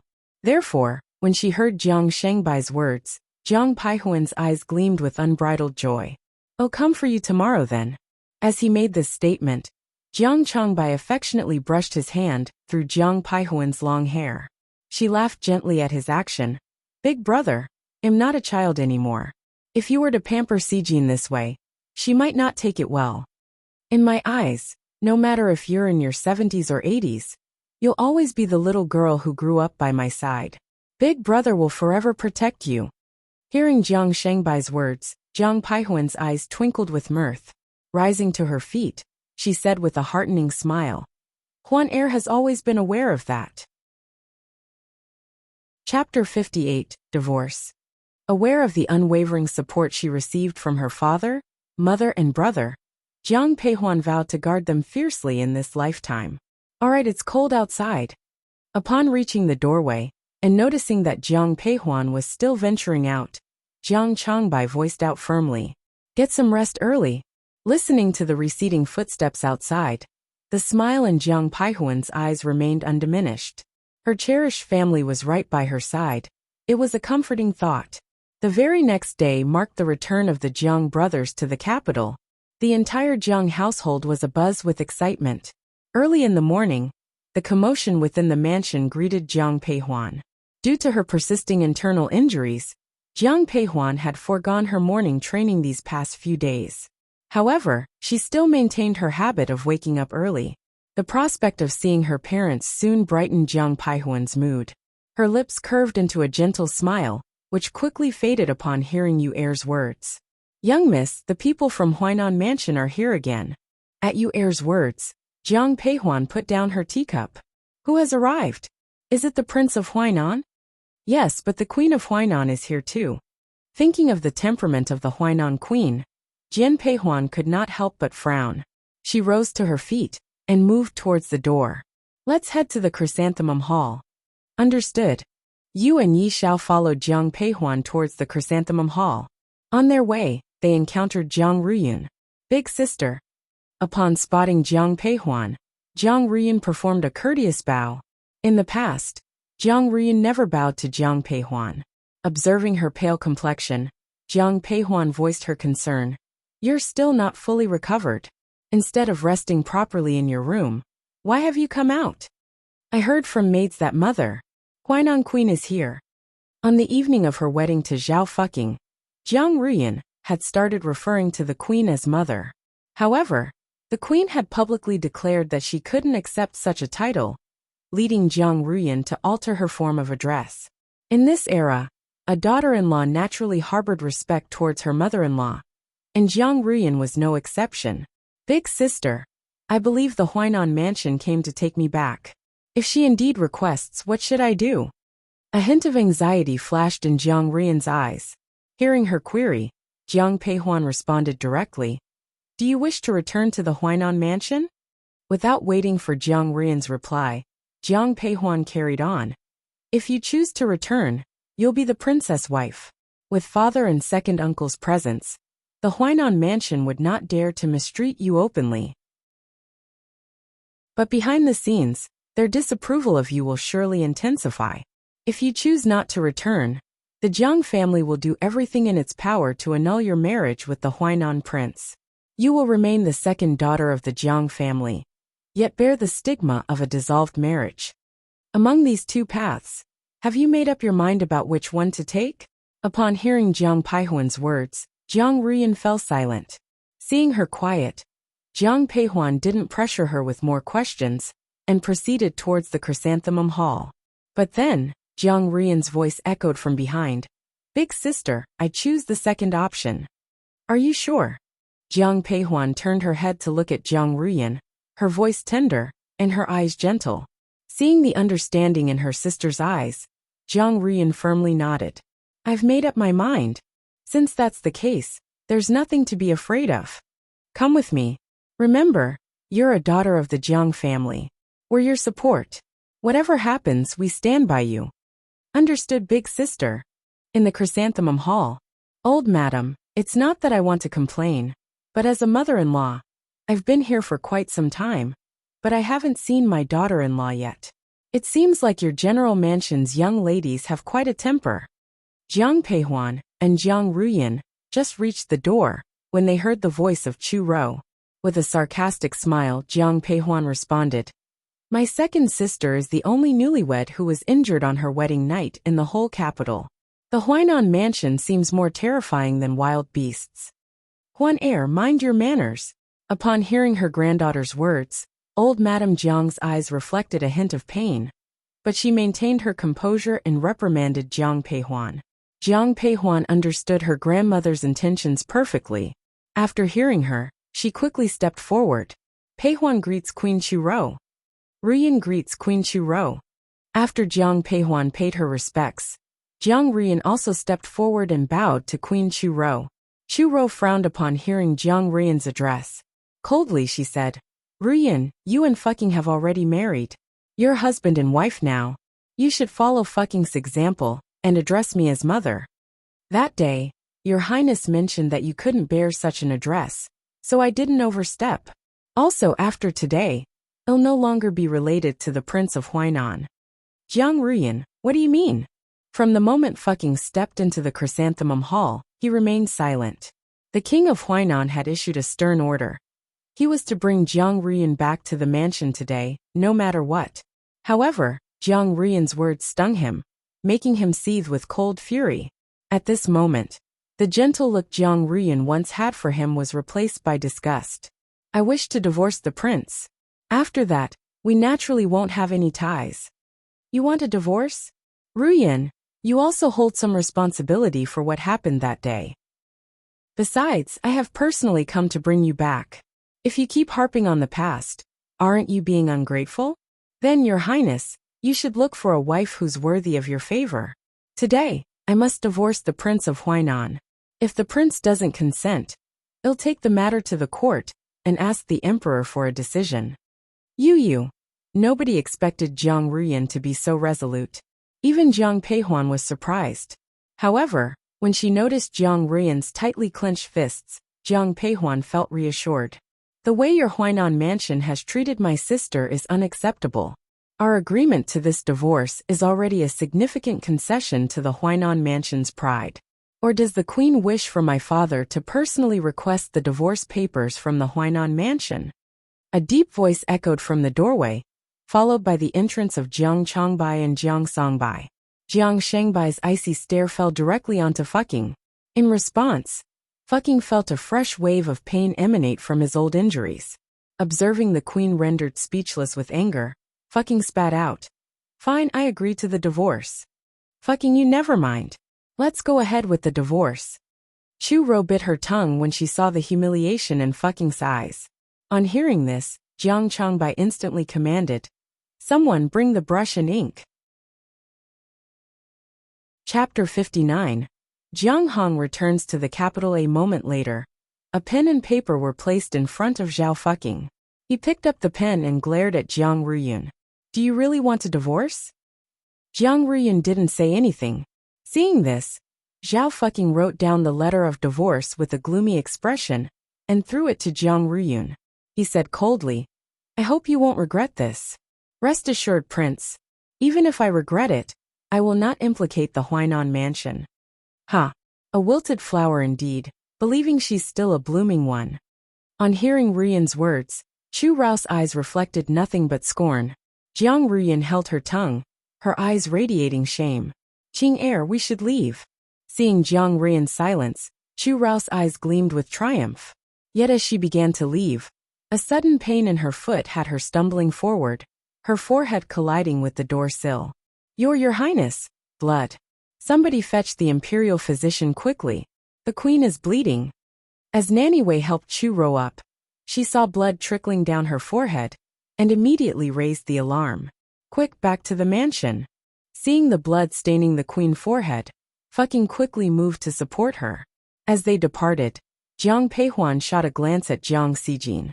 Confronting her sister's all-knowing eyes, Xijin felt a twinge of guilt. But as Peihuan held her tongue, Saijin's face broke into a radiant smile. Witnessing Saijin's smile, brighter than any flower, Peihuan found herself at a loss for words. Eventually, she simply shook her head. The Huainan queen, she concluded, was indeed in need of a lesson. Jiang Changbai, oblivious to the exchange between the sisters, calculated the time. He then addressed the old Madame Jiang. Grandmother, father, second uncle, and third uncle should be nearing the city. I thought of taking my sisters to greet them. Good. All of you should go together. It's crowded today, no need to ride horses. Take a carriage. Grandmother, due to the crowd, it's indeed inconvenient for a carriage.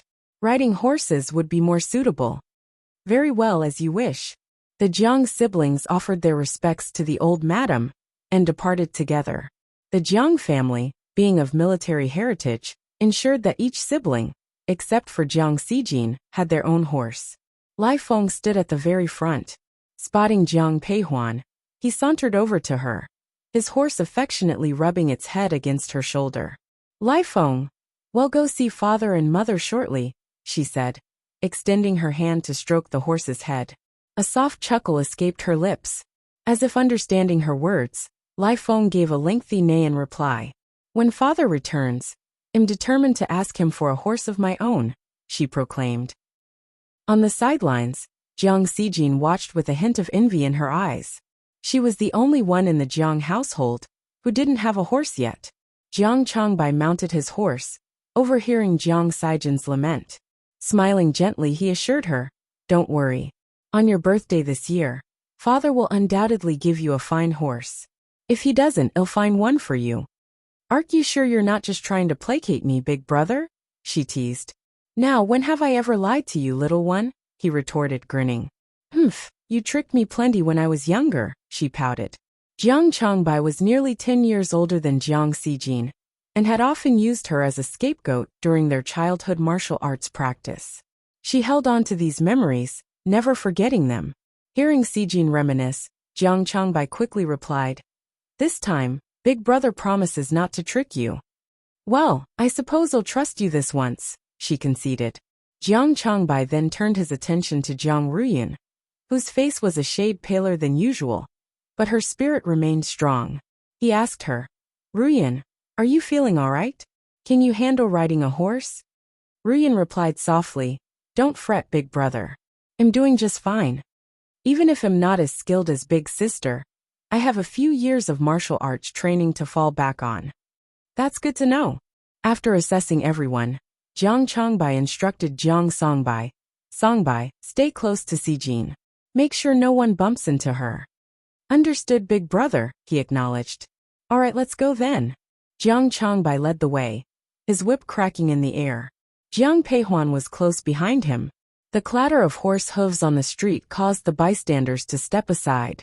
One person, recognizing the carriage occupants, spoke up. Aren't those the young masters and mistresses from the general's mansion? That's right. It's the young master and young lady of the general's mansion. They must be on their way to welcome General Jiang. He's supposed to arrive in the city today. Well then, let's go see for ourselves. We won't find a place if we wait too long. Unaware of the chatter among the people, Jiang Peihuan gripped Lai Feng's reins, her eyes ablaze with excitement. Although she was aware that Jiang Hong and Shui Yin were safe and sound, she found it hard to accept this fact. She needed to witness it for herself to fully believe that everything was indeed real. Big brother, big sister, there are too many people. It's not feasible to keep riding our horses, Jiang Songbai pointed out, looking at the dense crowd ahead and towards Jiang Changbai and Jiang Peihuan on their horses. In her past life, the entire Jiang family had been submerged in the grief of Jiang Shangbai's death, completely oblivious to the size of the crowd. The sight of so many people now gave Jiang Peihuan a slight headache. Just then, a figure rapidly approached them, Han Feng. He walked up to Jian Peihuan, offered her a respectful bow, and then quietly suggested, "Miss, my master has reserved a private room at the Pine and Crane Pavilion. He mentioned that if Miss and the young masters don't have a suitable location, you can wait for General Jiang in the private room." A couple of days prior, Jiang Peihuan had intended to reserve a private room at the Pine and Crane Pavilion herself, but there were no rooms left. On hearing Han Feng's words, surprise flickered in Jiang Peihuan's eyes. She considered his suggestion for a moment before quietly inquiring, "Is King Qing also in the private room?" "The master is at the palace. The emperor intends to reward the 3 armies today, and the master is required to accompany the Holy Cross," he replied. Learning that Xiao Nani wasn't in the private room, Jiang Peihuan subconsciously breathed a sigh of relief. However, she still turned towards Jiang Changbai, asking, "Big brother, what do you think?" Taking note of the swelling crowd, especially as their numbers continued to grow, Jiang Changbai nodded in agreement. "Let's head to the Pine and Crane Pavilion." Han Feng directly led them to the Pine and Crane Pavilion. Xiao Nani had arranged for a private room on the 2nd floor, a room with a street view that offered an excellent vista. After escorting Jiang Peihuan and the others to the private room, Han Feng proposed his departure. "Miss, I will take my leave now." "Very well. Please extend my thanks to King Qing on my behalf." "Understood. I will take my leave now." Han Feng offered a final bow to Jiang Peihuan before quickly exiting, shutting the private room door behind him. "Elder sister, is this King Qing perhaps?" "What are you implying? Don't spread baseless rumors." Jiang Songbai, who spent most of his time at the academy and wasn't familiar with Xiao Nani and Jiang Peihuan's situation, looked at the departing Han Feng, curiosity gleaming in his eyes. His question, however, was cut off midway by Jiang Changbai. Chapter 60. She's not even close. Jiang Peihuan seemed oblivious to the dispute between her 2 Jiang brothers. She casually strolled to the window and pushed it open. To her surprise, as she opened her window, the window across from her swung open too. Lin Mengyao didn't anticipate seeing Jiang Peihuan on the other side, which left her momentarily stunned. After a few seconds, she managed to give Jiang Peihuan a warm smile. Jiang Peihuan returned the gesture, a faint, delicate smile gracing her face. "Elder sister, look. Father, second uncle and third uncle." Jiang Xijin suddenly cried out, her voice ringing in the air. Jiang Peihuan swiftly looked down, her eyes met by the sight of streets brimming with enthusiastic townspeople, all cheering in unison. Perched on the horse at the front was Jiang Hong. He was in his 40s this year, but years in the military had added a touch of ruggedness to his appearance, making him look older than he actually was. Yet, his refined facial features lent him a scholarly aura, contrasting his status as a general. Following Jiang Hong were Jiang Yuan and Jiang Ren. Jiang Yuan had a stern countenance and seemed reticent, while Jiang Ren, with his delicate features and handsome face, was undoubtedly the most attractive among the 3 brothers. Despite being clad in armor, his demeanor resembled more of a young nobleman than a warrior. Behind the trio trailed a carriage, which Jiang Peihuan knew carried her mother Shui Yin. "Father, second uncle, third uncle?" Jiang Xijin, with her youthful innocence, voiced out her excitement as she noticed the approaching group. Her voice echoed through the street, reaching her father. Upon hearing his youngest daughter's voice, Jiang Hong instantly raised his head. Inside the carriage, Shui Yan, unable to contain her curiosity, gently lifted the curtain. "Mother, I'm here," Jiang Xijin called out, her arm waving vigorously upon seeing Shui Yan opening the carriage curtain. Shui Yan, from inside the carriage, smiled at her daughter's excitement, her eyes misty and reddened. She waved back at them. "Father, mother," Jiang Peihuan whispered, her gaze fixed on Jiang Hong and Shui Yan, who were now directly beneath her window. Her voice trembled. She was unsure if she was calling out to her current parents, or those of her past life. Overwhelmed by the moment, tears began to stream down her face. Jiang Hong, mounted on his horse, initially maintained his stern demeanor befitting of an army commander. But upon hearing Jiang Peihuan's voice, he couldn't resist turning his head repeatedly. Seeing Jiang Peihuan with tears welling in her eyes, he felt a lump in his throat. His own eyes reddened as he waved back at her, mouthing, "We're home. Big brother, remember there are a lot of townsfolk watching. You mustn't cry," Jiang Ren cautioned as he waved at his son and nieces and nephews. He chuckled lightly, finding the sight of his usually composed older brother teary-eyed rather amusing. Before Jiang Hong could even open his mouth, an irritated Jiang Yuan shot him a sharp glare. "You're impudent. Watch how you speak to our elder brother. Second brother, though you're not much older, you seem more like an old man than our elder brother does. You. Don't force me to slap you in front of so many people. In front of all these people, don't provoke me to slap you." At the forefront, Jiang Hong, hearing the squabbling behind him, shot Jiang Ren an icy stare. Upon hearing this, Jiang Ren immediately quieted down.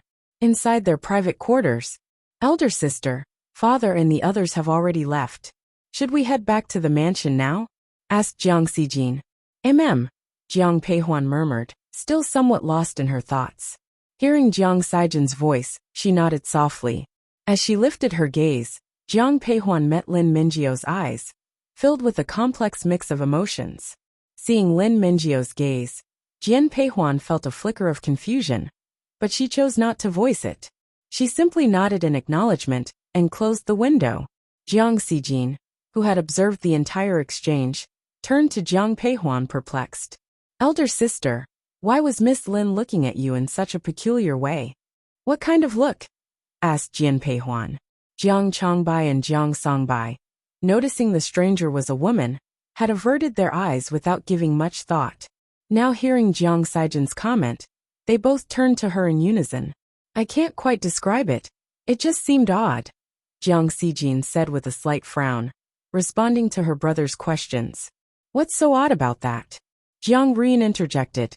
"Both the Lin family and our family come from a line of warriors. Lin Mingyao has been compared to our elder sister since childhood. It was only recently, when she moved to her maternal grandfather's house, that people stopped drawing comparisons. Now that she's back and has seen elder sister, it's only natural she wants to size herself up against her." Upon hearing Jiang Rian's explanation, Jiang Changbai and Jiang Songbai wore expressions of resignation, evidently at a loss to understand the intricacies of the female mind. Jiang Xijin, though, appeared unconvinced. She frowned and retorted, "Even though the Lin family also descends from military officers, Miss Lin seems like shed wilt in the wind. She's nothing like elder sister. There's no comparison at all." She paused and then looked at Jiang Rian with a slight smirk. "Actually, come to think of it, Miss Lin's temperament is quite similar to yours, second sister. Don't dare to compare her with me. She's not even close," Jiang Rian responded without hesitation. Despite the Lin family also being of military descent, they paled in comparison to the Jiangs. Moreover, the Lin family didn't prioritize their daughters. As the sole legitimate daughter of the second house of the Jiang family, she was far superior to Lin Mingyao. Enough, no more gossiping about others. Father and second uncle should be on their way to the palace. Let's head back. Jiang Peihuan's voice cut through Jiang Xijin and Jiang Rian's brewing conversation. Once Jiang Peihuan spoke, the other two fell silent. Across the room, Lin Mingyao was staring at the now closed window, a dark look clouding her eyes. The Jiang family's reputation was on the rise once again, and Jiang Paihuan's, standing among the noble ladies, was also sure to ascend. Sharing a similar background as a general's daughter, Lin Mingyao felt a burning jealousy. How did Jiang Peihuan get so lucky? In the imperial palace, we offer our greetings to the emperor. Long live the emperor. Jiang Hong was at the forefront, followed by a dozen or so generals. Emperor Qi Ming, seeing the sea of people kneeling before him, wore a smile that filled his eyes. He stood from his throne and approached Jiang Hong. He lifted him up personally. Minister Jiang, you've outdone yourself. Your Majesty, you flatter me. As a citizen of Qi State, I was born to defend it. Jiang Hong's eyes were brimming with sincerity. The emperor was momentarily stunned by his earnest gaze, and then his smile deepened. Addressing Jiang Hong, Emperor Qi Ming chuckled. Splendid. It's the great Qi's fortune to have a capable minister like you. Indeed, it's my luck. Jiang Hong, heed my command. I am at your service. Upon hearing Emperor Qi Ming's words, Jiang Hong quickly dropped to his knees. Jiang Hong has proven his valor and prowess in quelling the recent rebellion. Reflecting on the substantial contributions of the Jiang family, today I bestow upon Jiang Hong the distinguished title of Great General King, entrusting him with the command of our 3 armies. His wife, Lady Xue, is henceforth granted the esteemed title of first-rank Lady of the Decree.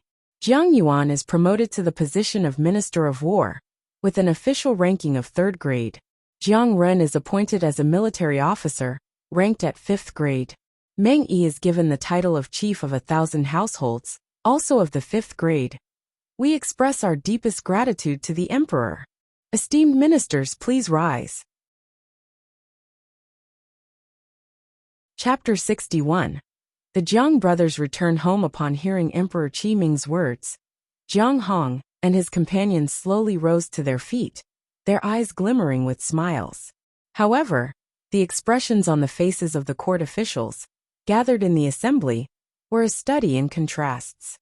They had expected the emperor to express his gratitude to the 3 armies on their return to the capital, but the scale of the rewards surpassed their anticipation. Unaware of the internal thoughts of the officials, Emperor Qi Ming resumed his speech after Jiang Hong and others had risen. Minister Jiang, you have truly labored hard. I hereby grant you 3 days off. Take this time to rest and spend some quality moments with your family. This war had spanned half a year. Jiang Hong indeed hadn't been able to see his family for an extended period. Upon hearing the emperor's words, his smile deepened with sincerity. He swiftly bowed in gratitude. My deepest thanks, Your Majesty. Go. I will soon issue a proclamation for the rewards of the 3 armies. After expressing their gratitude to the emperor, Jiang Hong and his companions exited the palace. Big brother, shouldn't we go home? I'm sure mother is already waiting for us. Standing at the palace gate, Jiang Ren looked at Jiang Hong and said, acknowledging his words with a nod, Jiang Hong then addressed his fellow officer. Meng Yi, you've worked hard this time. Rest well for the next few days. Understood, General. Meng Yi, a man of an honest countenance, upon hearing Jiang Hong's words, gave a nod, his face adorned with a smile. He stepped forward to pay his respects before turning to depart. As he turned to leave, his smile faded abruptly. He couldn't shake off the nagging feeling that Jiang Hong seemed to be maintaining a distance. In the past, Jiang Hong would have invited him to join their journey back to the Jiang family. Big brother, why did you allow Meng Yi to return? Didn't we always extend an invitation for him to visit our mansion? Asked Jiang Yuan, watching Meng Yi's receding figure, unable to suppress his curiosity. Jiang Yuan looked at Meng Yi's departing back, and could not help but ask Jiang Hong. Upon hearing this, a flicker of amusement danced in Jiang Hong's eyes. He softly chuckled. In the past, Meng Yi was a solitary soul. Now that he has a family of his own, it's only natural that he wishes to return home to his loved ones. Let's hurry up and head home. Our mother and children are eagerly waiting for us. Anticipating further inquiries from Jiang Yuan, Jiang Hong tactfully interjected. After finishing his sentence, he promptly mounted his horse. Observing this, both Jiang Yuan and Jiang Ren followed suit. The imperial edict had already arrived at the Jiang household, so at this moment, old Madame Jiang accompanied by the entire Jiang family, stood at the entrance, eagerly awaiting their return. Old Madame Jiang's eyes sparkled with a mix of hope and excitement, her gaze frequently darting towards the road ahead. Jiang Peihuan, gently holding old Madame Jiang's hand, felt it trembling slightly. In a soft voice she suggested, "Grandmother, considering the time, father and my uncles should only have just left the palace. Perhaps you could rest a while? When they arrive, they'll first visit the Chrysanthemum Hall to meet you." "I'm fine. I'll wait here for your father and your uncles," old Madame Jiang replied, shaking her head.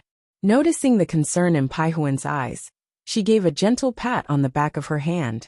Zhou Rongfang and Lu Xiao, standing behind old Madame Jiang, also watched the road ahead with anticipation shining in their eyes.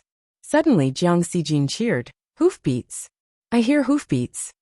As Saijin's voice echoed, the figures of Jiang Hong and the others appeared at the intersection. "Grandmother, father and my uncles have returned. Thank goodness they're back, they're back."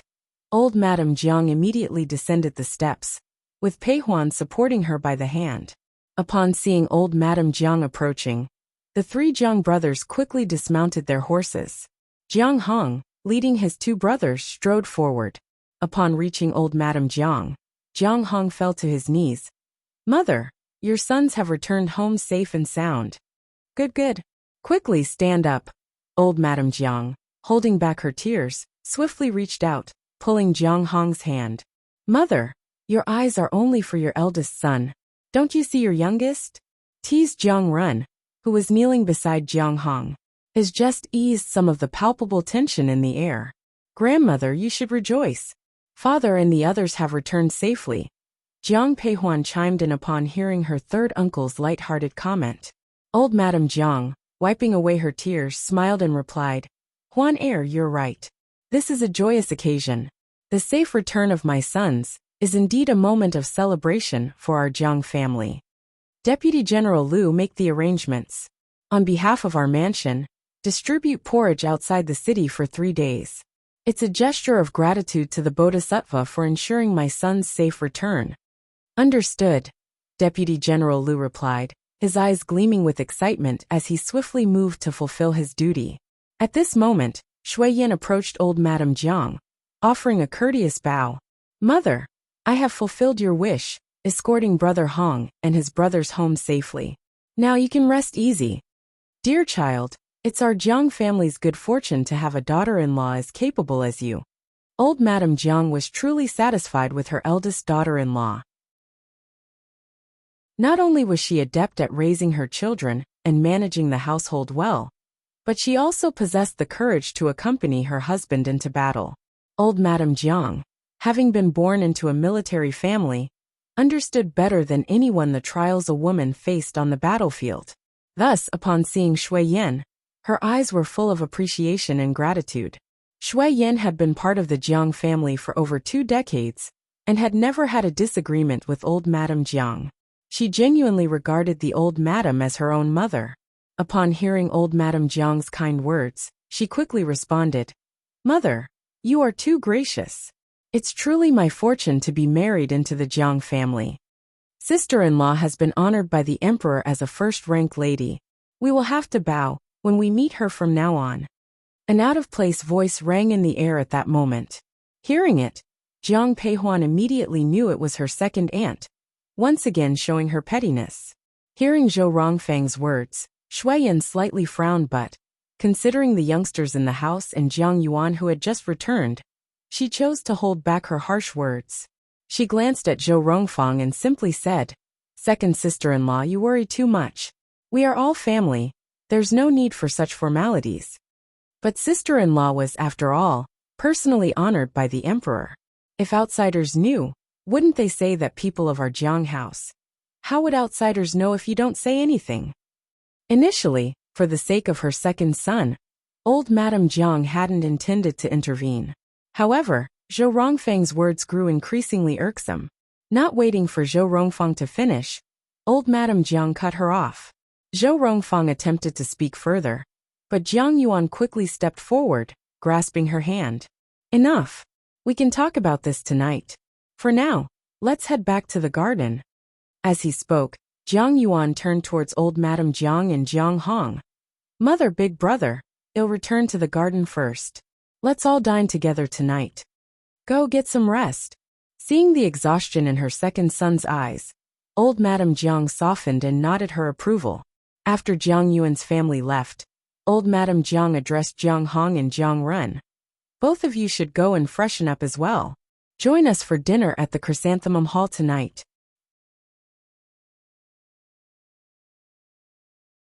Chapter 62. Father and Daughter Conversation. Indeed, Mother. Grandmother, let me escort you back.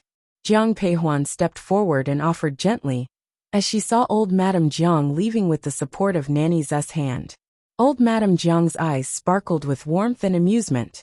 She patted Jiang Peihuan's hand tenderly before uttering, I'm aware that you miss your parents dearly. Head to your mother's courtyard. Grandmother, let Nanny Su make some chestnut cakes.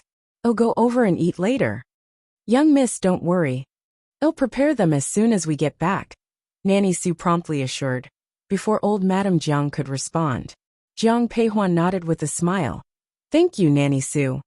After observing old Madame Jiang's departure, Jiang Peihuan proceeded to Shui Yan's garden, known as Yinlin.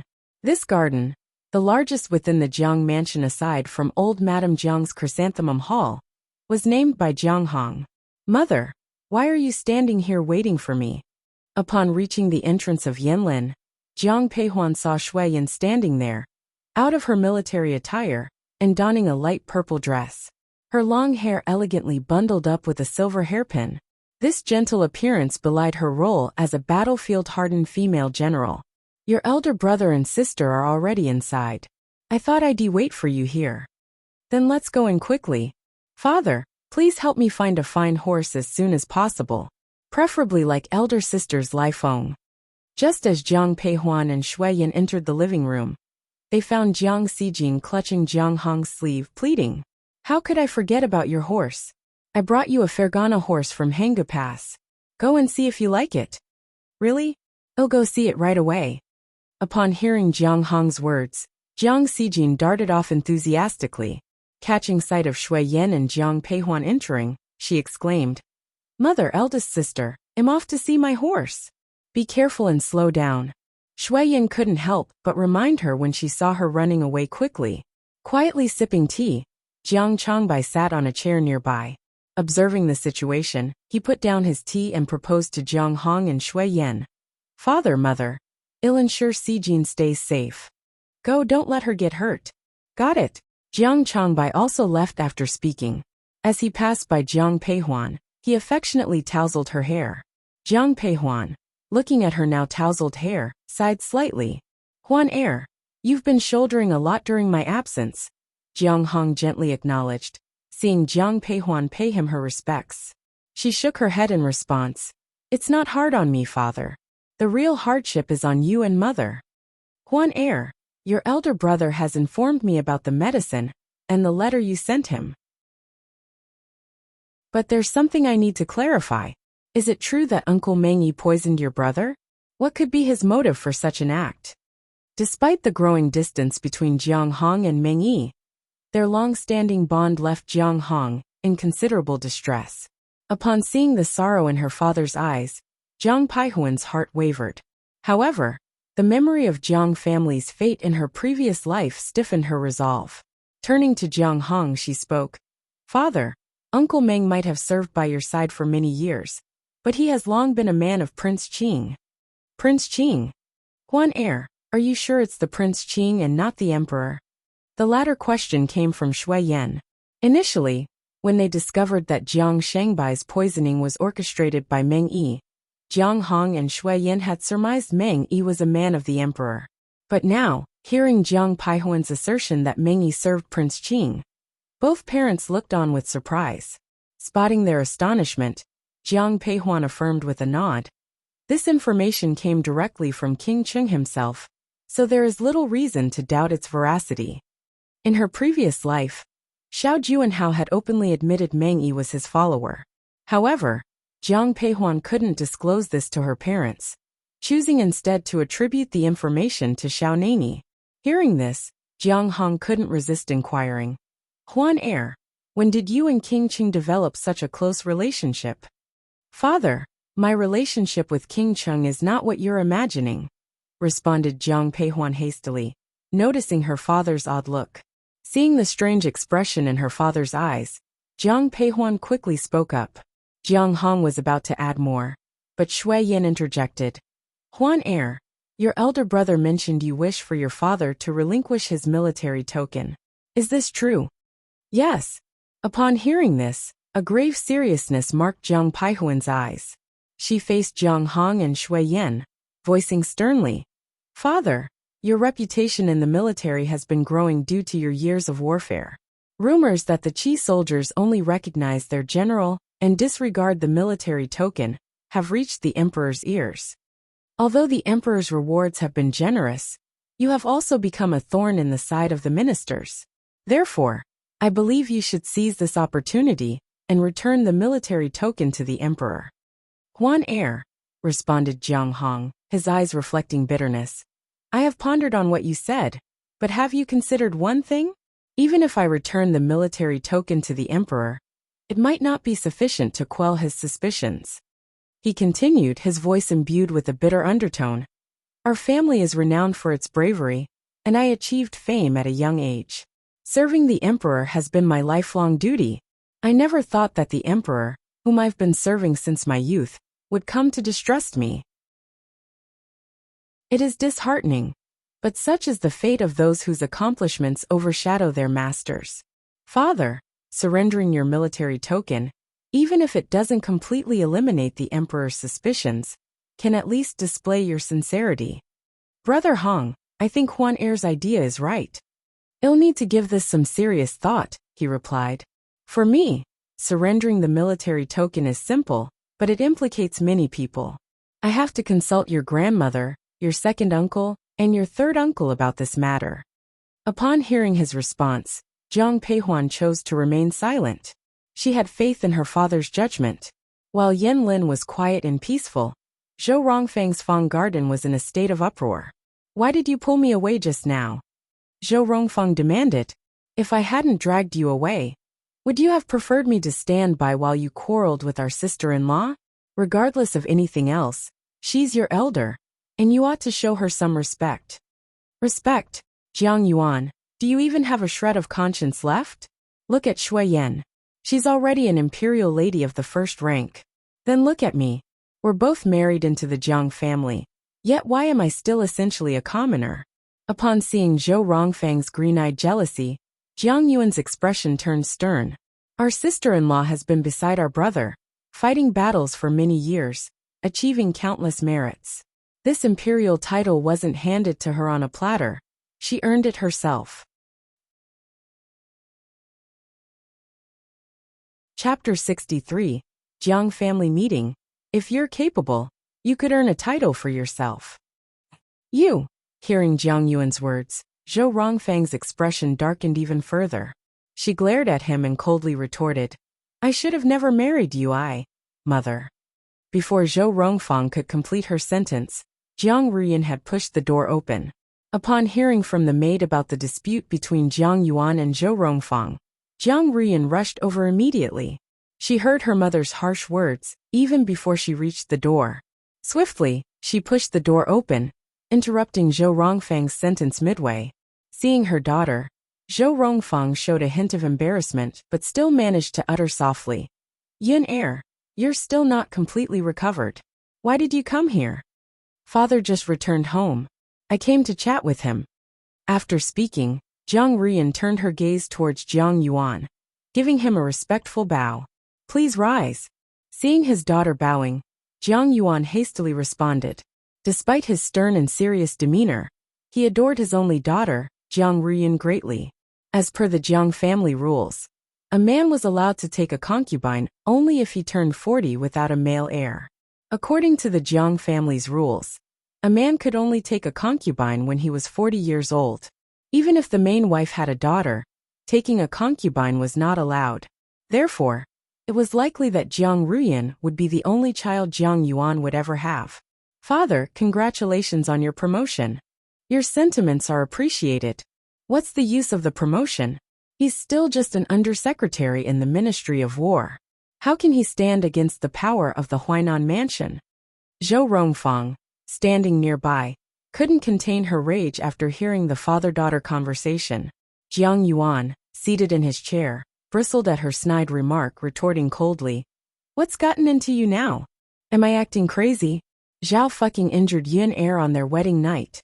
As her father, can you seek justice for her? When did this happen? Moreover, wasn't it Huan Heir who was betrothed to the Huainan mansion? How did it change to Yun Heir?" Jiang Yuan's eyes reflected his confusion, whereas Zhou Rongfang's gaze flickered guiltily. Recalling Jiang Paihuan's defense of her, Jiang Ruyan stepped up and recounted the whole incident. Finally, she looked at Jiang Yuan and said, "Father, I've divorced the Prince of Huainan. Elder sister has already sought justice for me. Please don't worry about this anymore." Jiang Yuan was overwhelmed with mixed emotions. He was angry that Jiang Ruyan had an affair with Zhao fucking before their marriage, but he was also distressed by her plight. Upon hearing Jiang Ruyan's words, Jiang Yuan spoke up with a frosty voice. "You must remember the lesson from this incident. Never again." "Enough, Jiang Yuan." Zhou Rongfang cut him off. "Yun Heir has suffered so much. It's bad enough that you want to seek justice for her, but you even want to lecture her. Is this how a father should behave?" Before Jiang Yuan could finish his sentence, Zhou Rongfang interrupted him abruptly. Zhou Rongfang remained silent, which somewhat tempered Jiang Yuan's mood. However, upon hearing her comments, the fury in his eyes intensified. Staring at Zhou Rongfang, he articulated his resentment. "I'm far off in the northern territories, utterly unaware of what transpired in Jingdo. As Yun Heir's mother, is this the way you teach your daughter? All daughters of the Jiang family have their share of pride. Never mind. Let's not bring this up anymore." Jiang Yuan took note of Jiang Ruyan's reddened eyes and in the end, chose to keep silent. Meanwhile, conversations within the elegant garden revolved around the events unfolding in the mansion. Lu Xiao relayed to Jiang Ren all occurrences at the general's mansion over the recent period, with particular emphasis on Jiang Ruyan's marriage. By the time Lu Xiao finished, Jiang Ren's eyes blazed with anger. The Zhao family has crossed the line. They must have intentionally disrespected the Jiang family, thinking there are no men at home. Enough. Ruyan and the Huainan mansion have separated, which means the Jiang family and the Zhao family won't have any relation in the future. Lu Xiao spoke softly, locking eyes with Jiang Run who sat across her. Jiang Run, very fond of Lu Xiao, heard her words and decided not to push the issue.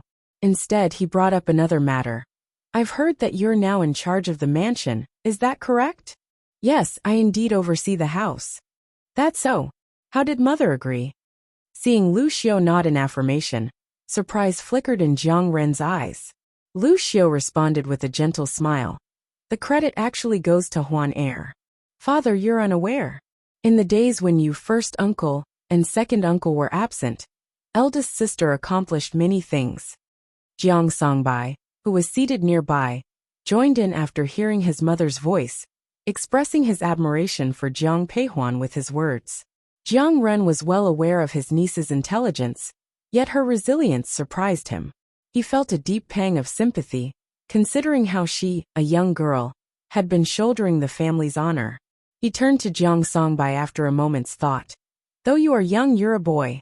Whenever your uncles and I aren't present in the mansion, you must stand beside your elder sister, never allowing her to confront hardships alone." "Rest assured, father. I will keep that in mind." Jiang Ren was about to add something when a maid's voice echoed from outside. "Third master. The old madam requests your presence. She wishes for both you and madam to come together." First master and second master have also been notified. "Understood, I'll be there." Having acknowledged the maid, Jiang Ren looked at Lu Xiao with a warm smile. "Xiao, shall we?" "Of course." As Lu Xiao rose, Jiang Ren stepped up to her, extending his hand. A blush graced Lu Xiao's face at his gesture, but she nonetheless placed her hand in his. The pair left, their hands intertwined, leaving Jiang Songbai watching the scene with a bright smile on his face. He deeply admired his parents' bond, and aspired to share a similar loving relationship when he grew up. Every member of the Jiang family had gathered in the chrysanthemum hall. In the living room, a large round table was already set up. "Quickly now, be efficient," Nanny Sue instructed the scurrying maids as she looked over the spread of dishes. Seeing that everything was prepared, Nanny Sue drew back the adjacent curtain, addressing the old madam seated at the head of the table. "Old madam, the meal is ready. We may take our seats now." Upon hearing this, old Madam Jiang nodded. Then, she cast a warm smile towards the room filled with people. "Everyone, please take your seats." Old Madam Jiang occupied the seat of honor. To her left were Jiang Hong and his wife. To her right were Jiang Yuan and his wife, followed by Jiang Ren and his wife. The younger generation of the Jiang family arranged themselves according to their order, waiting for old Madam Jiang to initiate the meal. Once she picked up her utensils, everyone began to eat. Being from a military background, the Jiang family didn't adhere to many formalities, so lively conversation sprung up around the table. "Yuzhen, place this chestnut cake in front of Huan Er. She's fond of it," old Madam Jiang instructed. As soon as her words fell, Nanny Sue had already presented the chestnut cake to Jiang Peihuan. "Nanny Sue, your cooking skills are truly excellent," she complimented with a smile, picking a piece of chestnut cake and taking a bite. "If you enjoy it, I'll make it for you every day," Nanny Sue promised. Chapter 64. Relinquish the command seal. Why does Nanny Sue only make for eldest sister and not for us? Jiang Xijin teased as she popped a piece of pastry into her mouth, smiling at Nanny Sue. "Oh, you cheeky one. Such ungrateful words. When have you ever been deprived of food?" Old Madam Jiang playfully rebuked upon hearing Jiang Xijin's words. The atmosphere at the entire dining table was harmonious. Even Zhou Rongfang only ate quietly. However, Jiang Hong's sudden voice stunned many people at the dining table. "Mother, I've decided to relinquish my command seal."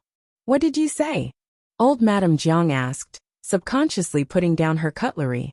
As she saw shocked expressions all around, she was sure she hadn't misheard. Looking at her eldest son, she spoke softly. "You're giving up your military authority?" "Yes, I've made up my mind." Jiang Hong briefly recapped the thoughts Head shared with Jiang Peihuan, and continued. "Our Jiang family is in a powerful position within the military. If we continue this way, we might eventually upset the emperor. By taking this opportunity to voluntarily surrender the command seal, we may prevent that. Perhaps when the emperor sees us willingly give up our military power, he may feel more at ease. But big brother, our Jiang family are all military people. If we surrender the command seal, we will lose all our rights." Jiang Ren voiced his concerns to Jiang Hong in a low tone. Hearing this, Jiang Hong nodded. "You're right." Then he looked at Jiang Ren. "Third brother, what do you think?" "Big brother, I support your decision. All power, military or otherwise, belongs to the emperor. We the Jiang family are his servants. In the future, if the emperor needs us, we can pick up our armor again. If the emperor truly considers us, we can live our days in peace." Now the princes all became adults, and our Jiang family holds the military power. Even if the emperor says nothing, we could become a target for these princes. But big brother, even though I'm a woman, I understand the importance of safeguarding our future generations.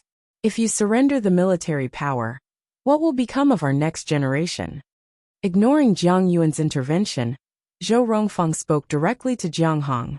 Hearing Zhou Rongfang's words, old Madam Jiang frowned. The expressions on the faces of the three Jiang brothers also turned serious. At this point, Jiang Peihuan addressed Zhou Rongfang. "Second aunt, eldest brother has grown up alongside our father in battles, mastering martial arts. As long as eldest brother is diligent, he'll surely make his own way. As for Songbai, he's still young, but he's serious about his studies. In the future, whether he takes the imperial examinations or joins third uncle on the battlefield, will be up to him. So second aunt, you should have faith in our Jiang family's children. Even without the support of the older generation, they are capable of creating their own destinies." What Huan Er said is exactly what I want to say. Father, Please make decisions freely without worrying about us. We will pave our own paths with our own efforts. Uncle, father, I feel the same. If my eldest sister, a woman, can be this determined, Song Bai, as a man of the Jiang family, should be even more so. Zhou Rongfang brimmed with frustration as she watched the discussion unfold, wanting to speak out. However, her retort was cut short when Jiang Rian tugged firmly on her sleeve. Seeing this, she bit back her words unwillingly. The old madam cast a frosty glance at Zhou Rongfang, then turned to Jiang Hong.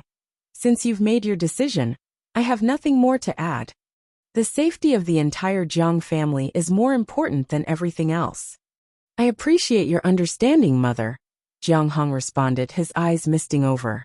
After dinner at Yanlin. Brother Hong, are you heading to the palace now? Shuiyan asked, her gaze on the darkening sky.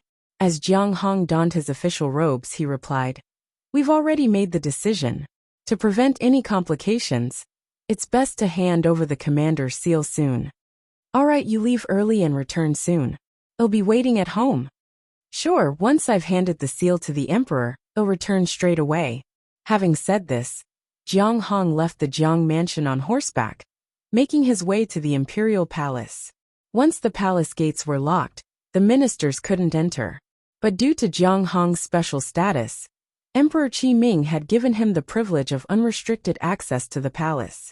Consequently, Jiang Hong effortlessly arrived at the Palace of Heavenly Purity. While Emperor Qi Ming was engrossed in his papers, Wang Kuan rushed in. Your Majesty, the great general has arrived. Jiang Hong? Why has he come to the palace this late? Allow him in. As he spoke, Emperor Qi Ming had already turned his gaze to Wang Kuan. Jiang Hong entered the hall, bowing deeply when he was 3 steps from Emperor Qi Ming.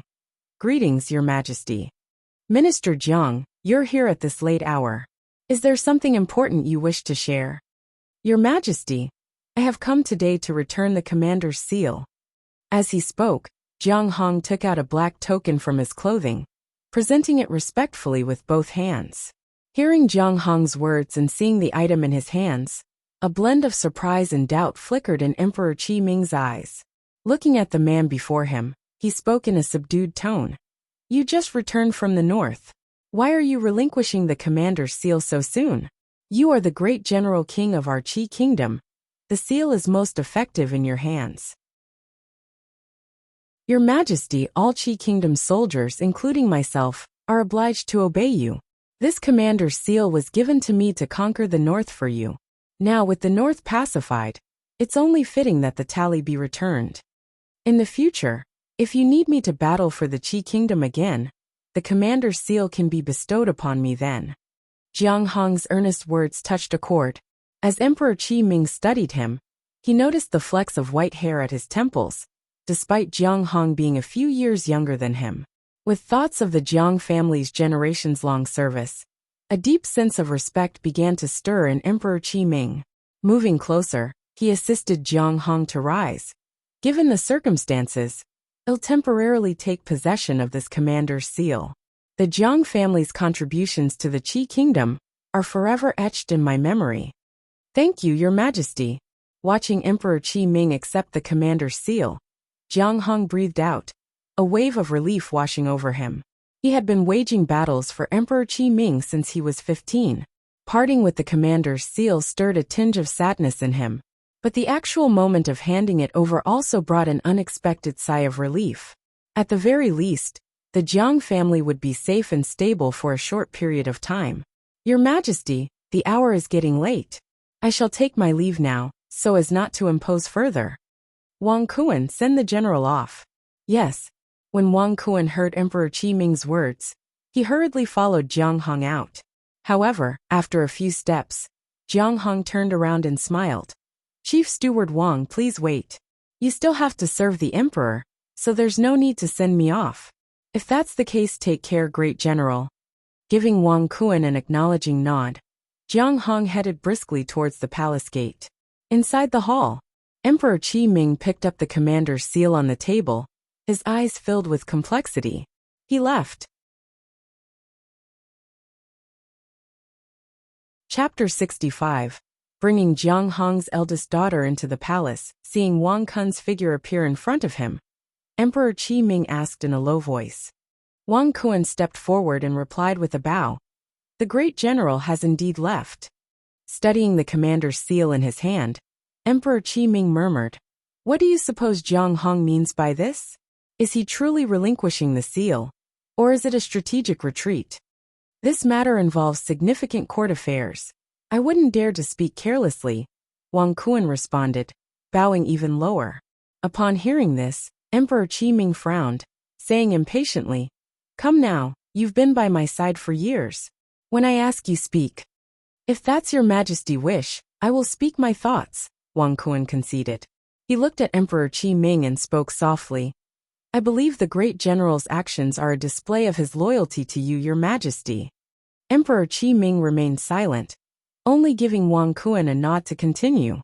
Encouraged, Wang Kun continued, "The Jiang family has faithfully served your majesty for generations, and the general has fought in your name for years, earning him high respect within the army.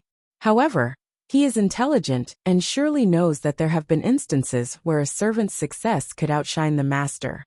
He voluntarily hands over this seal to show his loyalty to you, and to remind himself of his duty as a servant." Upon hearing this, Emperor Qi Ming sank into thoughtful silence. After a while, he finally spoke in a dismissive tone. "Perhaps I'm overthinking this. After all, he fought for me in his youth. Wang Kun, I recall that Jiang Hong's eldest daughter is of marriageable age, correct?" Hearing this, Wang Kun replied hurriedly, "Indeed, your majesty, the eldest Miss Jiang is 18 this year."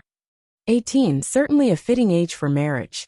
What do you think of the idea of bringing Jiang Hong's eldest daughter into the palace? A hint of a smile appeared in Emperor Qi Ming's eyes at his own proposal. By bringing the eldest Miss Jiang into the palace, he'll have no reason to fear any disloyalty from the Jiang family. Wang Kun kept his head low, his eyes flashing briefly, but he maintained a flattering smile. It is indeed an honor for Miss Jiang to catch the emperor's eye. However, with the general freshly returned to the capital, an immediate edict could stir unnecessary trouble. Might we consider this matter further? You make a valid point. In that case, invite the empress to join us. Understood. Hearing the emperor's words, Wang Kun was secretly shocked, but he still bowed and exited the room. Once outside, he quickly signaled his young apprentice, "Master, I need you to do something for me." Whispering a few words into the young apprentice's ear, Wang Kun urged, "This task cannot be delayed. Off you go now." "Yes, master. I'll go now." The little apprentice quickly ran away. Watching his back as he left, Wang Kun bowed and walked towards the Empress Kuan-Ning Palace. As night fell, the scene shifted to Qing Mansion. "Master, we've received news from the palace." "So late? What could have possibly transpired within the palace at this hour?" Upon hearing Han Feng's report, Xiao Nani set down the brush in his hand. A portrait of a beautiful woman lay on the desk before him. It was once again Jiang Peihuan. The painting tube beside him was filled with several rolled-up canvases. The courier did not elaborate, Han Feng informed. As he spoke, Han Feng stepped forward and handed the note to Xiao Nani. Accepting the note from Han Feng, Xiao Nani unfolded it swiftly. It contained merely 2 lines. "Jiang Hong has relinquished his commander's seal. The emperor expresses his desire to welcome the eldest daughter of the Jiang family into the palace." Xiao Nani's eyes didn't betray any emotion at the first sentence, but upon reading the second, they darkened, his face clouding over. He promptly rose to his feet. "Master, what is going on within the palace?" Noticing Xiao Nani's distress, Han Feng's expression abruptly shifted, prompting him to voice his concern. Xiao Nani didn't say anything, and simply handed him the note. After perusing the contents of the note, Han Feng's countenance mirrored his master's earlier reaction. What? The emperor actually intends to bring the eldest miss into the palace? Tell them to continue monitoring the news from the various palaces. Any development should be relayed to me instantly. I must pay a visit to the general's mansion. Finishing his instructions, Xiao Nani hastily departed. It was already deep into the night. Unwilling to disturb the Jiang family, Xiao Nani chose to scale the wall, and infiltrate the plum garden. As soon as he landed, he found himself at the pointed ends of several swords. Leading the group was Deputy General Lu, a familiar figure to Xiao Nani. Advancing a couple of steps, Lu saluted with a fist-over-heart gesture before speaking up. Your Highness, King Cheng, the young general has issued an order barring your entry into the eldest Miss Plum Garden. Therefore, I must ask you to leave. I am here today to relay an urgent matter to the eldest Mississippi. Please step aside. Hearing Xiao Nani's words, confusion crossed Deputy General Liu's face. However, witnessing the urgency in Xiao Nani's eyes, he responded in a lower tone. If your Highness has urgent matters, you may inform me. I can pass on the message on your behalf. No. I must discuss this matter directly with the eldest Mississippi. While speaking, Xiao Nani attempted to move forward, but Deputy General Liu's eyebrows knitted together in response, his hand instantly going to the hilt of his sword. Seeing the people in front of him, a flicker of irritation surfaced in Xiao Nani's eyes. I'll say this for the last time. Stand aside. If not, don't blame me for my ruthlessness. My apologies for any offense. A cold glint appeared in Deputy General Liu's eyes. As he finished his sentence, he raised his sword and stabbed at Xiao Nani. However, just as he started, a clear voice came from behind him. Deputy General Lu, stop. Upon hearing this voice, Deputy General Lu hurriedly withdrew his long sword and turned to salute Jian Peihuan, who was walking over. Eldest Miss, take them down first. I need to have a word with His Highness King Cheng. But miss, the young general instructed me to. I'll talk to Big Brother later. Understood, I will take my leave now. After Deputy General Lu left with his men, Jiang Peihuan turned her attention to the man before her. Your Highness, is your visit tonight about my father surrendering his commander's seal? The situation unfolded because your father surrendered his commander's seal, but that's not the issue here. What's the issue then? Hearing Xiao Nani's words, Jian Sahuan's eyes reflected confusion. Facing her puzzled expression, Xiao Nani spoke directly. The emperor intends to take you into the palace. What did you just say? Jiang Peihuan had just seated herself in the courtyard when these words struck her. She nearly toppled the teacup in her hand. After taking a deep breath, she calmed herself down. The fact that Xiao Nani had this news meant that it must be true. Looking at the man opposite her, Jiang Peihuan asked directly. Your Highness, may I ask why the emperor has such thoughts? Such a turn of events hadn't happened in her past life. Aren't you willing to enter the palace? Instead of answering, Xiao Nani returned her question. Hearing his words, Jiang Peihuan didn't hesitate and shook her head. I certainly do not. While it was common for noble families to send their daughters to the palace to acquire higher positions, she was not one of them. Rather than being confined within the palace walls, she preferred to be alone, free and unbound.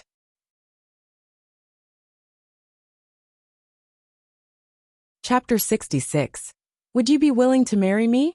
Seeing Jian Peihuan's undisguised defiance, a hint of pleasure crossed Xiao Nani's face. If my guess is correct, the emperor intends to use you to control the entire Jiang clan, he stated. With Jiang Peihuan's gaze filled with displeasure, he continued. Don't worry about this. I'll devise a plan to discourage the emperor from this idea. But there's one thing I must ask you. Please speak, Your Highness. Would you be willing to marry me? At Xiao Nani's words, Jiang Peihuan fell into silence once again. Observing her silence, Xiao Nani carried on. If you become my wife, you will be the only woman I desire. In the whole Qing mansion, there won't be any other woman but you. Jiang Peihuan, who was about to respond, was stunned by his words. She instinctively looked into the man's eyes, meeting his unblinking gaze. Xiao Nani's eyes were deep, his focus unwavering as he watched Jiang Peihuan. She could clearly see her reflection in his eyes, giving her the impression that she was the only person in his world. Is it true what you've said, Your Highness? She found herself asking, as if driven by some unknown force. Hearing her question, a trace of a smile appeared in his eyes. My word is my bond. I promise I won't lie to you. If it's as you say, then I, Peihuan, am willing to marry, she said. Good. You needn't worry about this. I will handle it, he assured. Upon hearing her acceptance, A look of sheer joy flooded Xiao Nanya's eyes. He yearned to reach out and hold Jiang Peihuan, yet hesitated, fearing it would come off as impetuous. Amidst his dilemma, a voice echoed from the entrance of the courtyard. It was Jiang Changbai. Your Highness, King Cheng. It's a late hour and the dew is dense. Why aren't you in your Cheng mansion? Why are you here in my general's mansion? Could it be that my general's mansion possesses a unique charm? Indeed, the beauty of the general's mansion is truly unique, he agreed. Jiang Changbai had spoken those words on purpose, but to his surprise, Xiao Nani took them seriously and nodded. Hearing Xiao Nanya's agreement, Jiang Shangbai's eyes blazed with anger. Seeing Jiang Changbai about to step forward, Jiang Peihuan turned to Xiao Nani and said, It's late, Your Highness. Please return. Thank you for coming to inform me about today's matter. There's no need for thanks with me. Seeing Jiang Shangbai's scowl deepen, Xiao Nani murmured, Then I'll take my leave now. Seeing Jiang Peihuan's nod of approval, the man swiftly departed. Watching his retreating figure, Jiang Changbai irritably took a seat opposite Jiang Peihuan. Huan heir, do you realize this could harm your reputation? You, big brother. Indeed, King Cheng had important news to share with me today. What important news?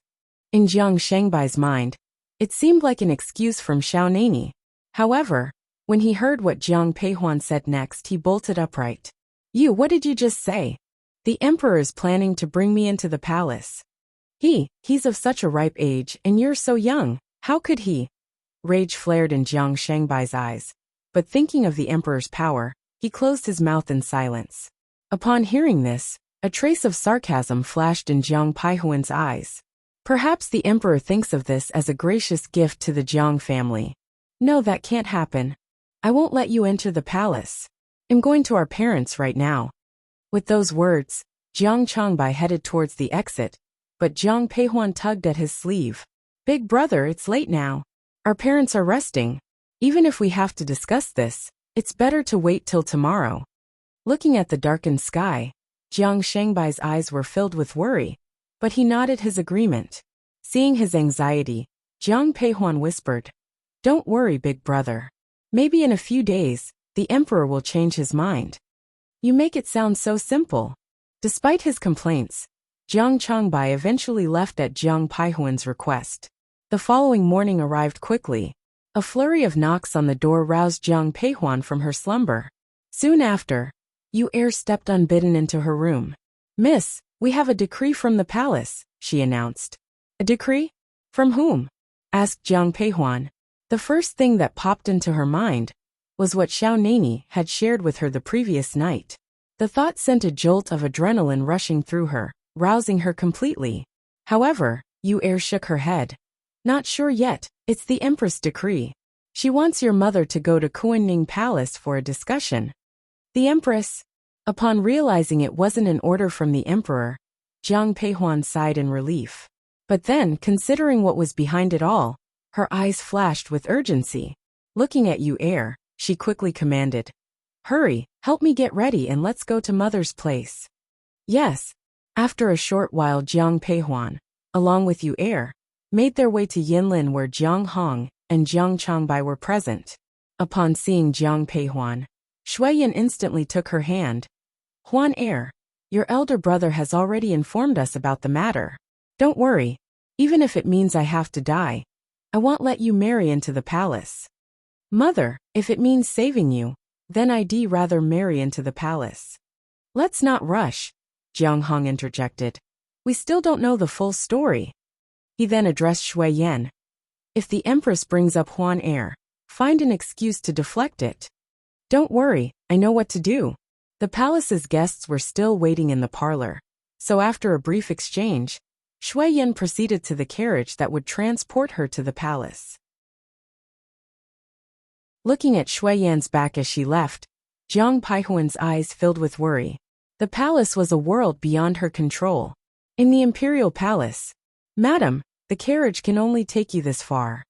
Upon arrival at the palace gate, a young eunuch spoke to the carriage, and then Shuiyan lifted the curtain and held the servant girl's hand as she walked down. Thank you, eunuch. As she spoke, her servant girl discreetly handed the eunuch a pouch. After weighing the pouch, a wider smile spread across the young eunuch's face. "I'll escort you to the Empress Kuan-Ning Palace," he declared, leading the way while Shui Yan, holding her servant's hand, followed. As she spoke, she walked forward. Shui Yan held the servant girl's hand and followed behind. Some time later, Shui Yan entered the Kuan-Ning Palace. Observing the Empress seated at her throne, Shui Yan advanced, knelt and saluted. "Your servant pays respect to the Empress." "Please rise, madam." The Empress was poised and majestic, appearing only in her early 30s despite her actual age of over 40, thanks to her excellent self-care routine. Upon seeing Shui Yan, the Empress greeted her with a warm smile. "Please be seated, madam. I invited you here today just for a friendly chat." "Thank you, Empress." With respect, Shui Yan took her seat and then asked, "May I know what the Empress wishes to discuss? I've heard that your eldest daughter, Miss Jiang, is endowed with beauty and talent. Does she have any marital arrangements yet?" Upon the Empress' mention of Jiang Peihuan, Shui Yan felt her heart skip a beat, yet she replied calmly, "In response to the Empress, my daughter is yet to be married." Chapter 67. King Cheng has arrived. The Empress was already aware of Jiang Peihuan's marital status, but formalities required her to ask. Once she had heard Shui Yan's words, the Empress spoke directly. "I've heard that the eldest Miss Jiang is both graceful and brilliant. I've been contemplating finding someone for the Emperor who can truly understand him. It seems to me that Miss Jiang could be just the person." "Nyang, you are too generous. I must admit, my eldest daughter has been a troublemaker since young, and am afraid may not be able to serve the Emperor adequately," Shui Yan said modestly. Shui Yan hadn't anticipated the Empress would be so forthright. Stunned, she found herself sinking to her knees. Everyone in the harem was far from naive, particularly the Empress. Upon hearing Shui Yan's words, she instantly grasped their implications. She frowned, her gaze settling on Shui Yan with evident displeasure. "Are you implying that Madame Jiang does not wish for her daughter to join the palace?" "No, not at all, Nyang. It's just that my daughter may not be up to the task, I fear." "That's enough, madam. No need for such empty excuses."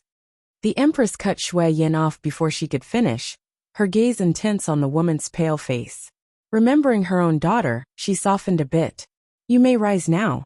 "Thank you, Nyang." Once Shui Yan had regained her feet, the Empress spoke again. "Let me be honest with you. The reason for your summoning today was per the Emperor's wishes. I believe you are smart enough to understand the implications. Whatever was said here today will remain within these walls. Even if the Emperor inquires, I will protect you. But remember, if the Emperor issues a decree, I don't believe the Jiang family can afford to disobey." "Servant." At the Empress' call, a nanny entered the room. Upon her entry, the Empress instructed her without hesitation, "Escort Madame Jiang out of the palace." "Of course, Nyang." The nanny turned to Shui Yan and said, "Madam, if you please. I shall take my leave now." After offering her respects to the Empress, Shui Yan left the Kuan-Ning Palace. As soon as she stepped outside the palace gates, a chill ran down her spine, and cold sweat drenched her back. The Emperor's resolve was clear from the Empress' words. "Madam, the servant from the Jiang mansion were waiting at the palace gate." Upon seeing Shui Yan exit, they hurried to meet her. "Return to the mansion quickly." Noticing Shui Yan's grave expression, the attendant of the Jiang mansion wasted no time in cracking his whip. As the carriage arrived at the entrance of the Jiang mansion, Jiang Peihuan and Jiang Changbai were seen standing there waiting. "Mother, why aren't you three standing here?" Upon seeing her children, Shui Yan forced a smile. Although Shui Yan appeared cheerful, Jiang Peihuan noticed the icy chill of her mother's fingertips when she moved forward to steady her. With a concerned frown, she gently asked, "Mother, did you catch a chill on your journey here?" "It's nothing. Let's go inside and talk." Seeing the worried look in Jian Peihuan's eyes, Shui Yan patted her eldest daughter's hand. Outdoors, Shui Yan managed to hold herself together, but once they entered Yin Lin, her discomfort became apparent. Staring at Jiang Hong, seated at the head of the table, she voiced her dismay. "Brother Hong." The emperor is actually considering admitting Huan Er into the palace. How can he do this? Hearing Shui Yan's words, a shadow crossed Jiang Hong's eyes, but he gripped Shui Yan's hand firmly. Yan Er, don't fret. Until the emperor formally declares it, there's still hope. But it seems like the empress believes the decree will come soon. Had I known this would happen, I wouldn't have surrendered the commander's seal. Mother, be cautious. The walls have ears. When Shui Yan spoke without restraint, Jiang Peihuan quickly interrupted her. Realizing what she had just said, Shui Yan sighed heavily, slowly regaining her composure. Looking at her husband and eldest son, Shui Yan asked, "What do you think we should do?" "Father, mother, His Highness King Cheng also has feelings for sister." At this point, Jiang Xijin suddenly chimed in.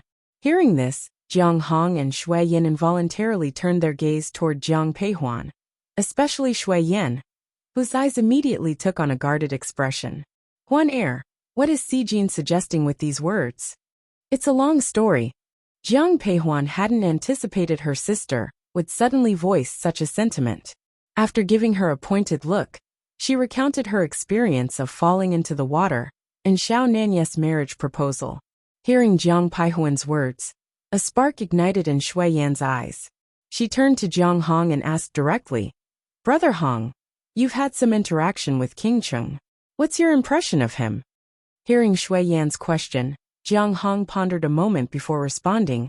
"My encounters with King Cheng have been limited, but from our conversations, he seems like a gentleman." "Father, some people aren't always as they appear on the surface." Jiang Changbai, who had been silent until now, couldn't help but murmur his disagreement with his father's assessment of Xiao Nani. Although his voice was soft, everyone in the living room, all being practitioners of martial arts, could hear him.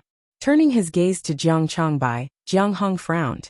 "Changbai, it's not fair to make assumptions about others behind their backs. Why would you say such a thing?" IIJ2 Jiang Changbai wanted to reveal to his parents the incidents of Xiao Nanyes' late-night visits to Jiang Peihuan's room. But he hesitated, not wanting to get Peihuan into trouble. Instead he voiced, "I've spotted him a few times, scaling our walls and entering our estate." "Are you certain it was King Cheng?" Upon hearing Jiang Shengbai's words, Jiang Hong's eyes were filled with suspicion. In his understanding, King Cheng had always been a noble and cold person. How could such a person climb over a wall? It was not until later that Jiang Hong witnessed it himself, understanding how delicately his eldest son had put it. Seeing the skepticism in Jiang Hong's gaze, Jiang Changbai felt wounded. "Father, do you think I could mistake someone else for him?" "This, General, His Highness King Cheng has arrived." At this moment, Deputy General Liu's voice echoed from the entrance. Hearing this, Jiang Hong's eyes held a flicker of confusion. "Who did you say?" Shortly after, Xiao Nani sauntered into the Jiang mansion, followed by Han Feng. They carried dozens of large boxes. Witnessing this grand scene, Jiang Hong and Shui Yan exchanged glances, each mirroring the confusion in the other's eyes. Only Jiang Peihuan, her eyes held a hint of helplessness. She probably had an idea of the man's intention for this visit. "Greetings, Great General." "Greetings, Madam." Approaching Jiang Hong and Shui Yan, Xiao Nani gave a slight nod. The pair hastily returned the formalities. "Your Highness, to what do we owe this visit today?" "I've come today to propose marriage. These are gifts I've brought for the young Mississippi. If you, the Great General and first-rank lady, consent to betroth Peihuan to me, I will ensure more betrothal gifts are prepared."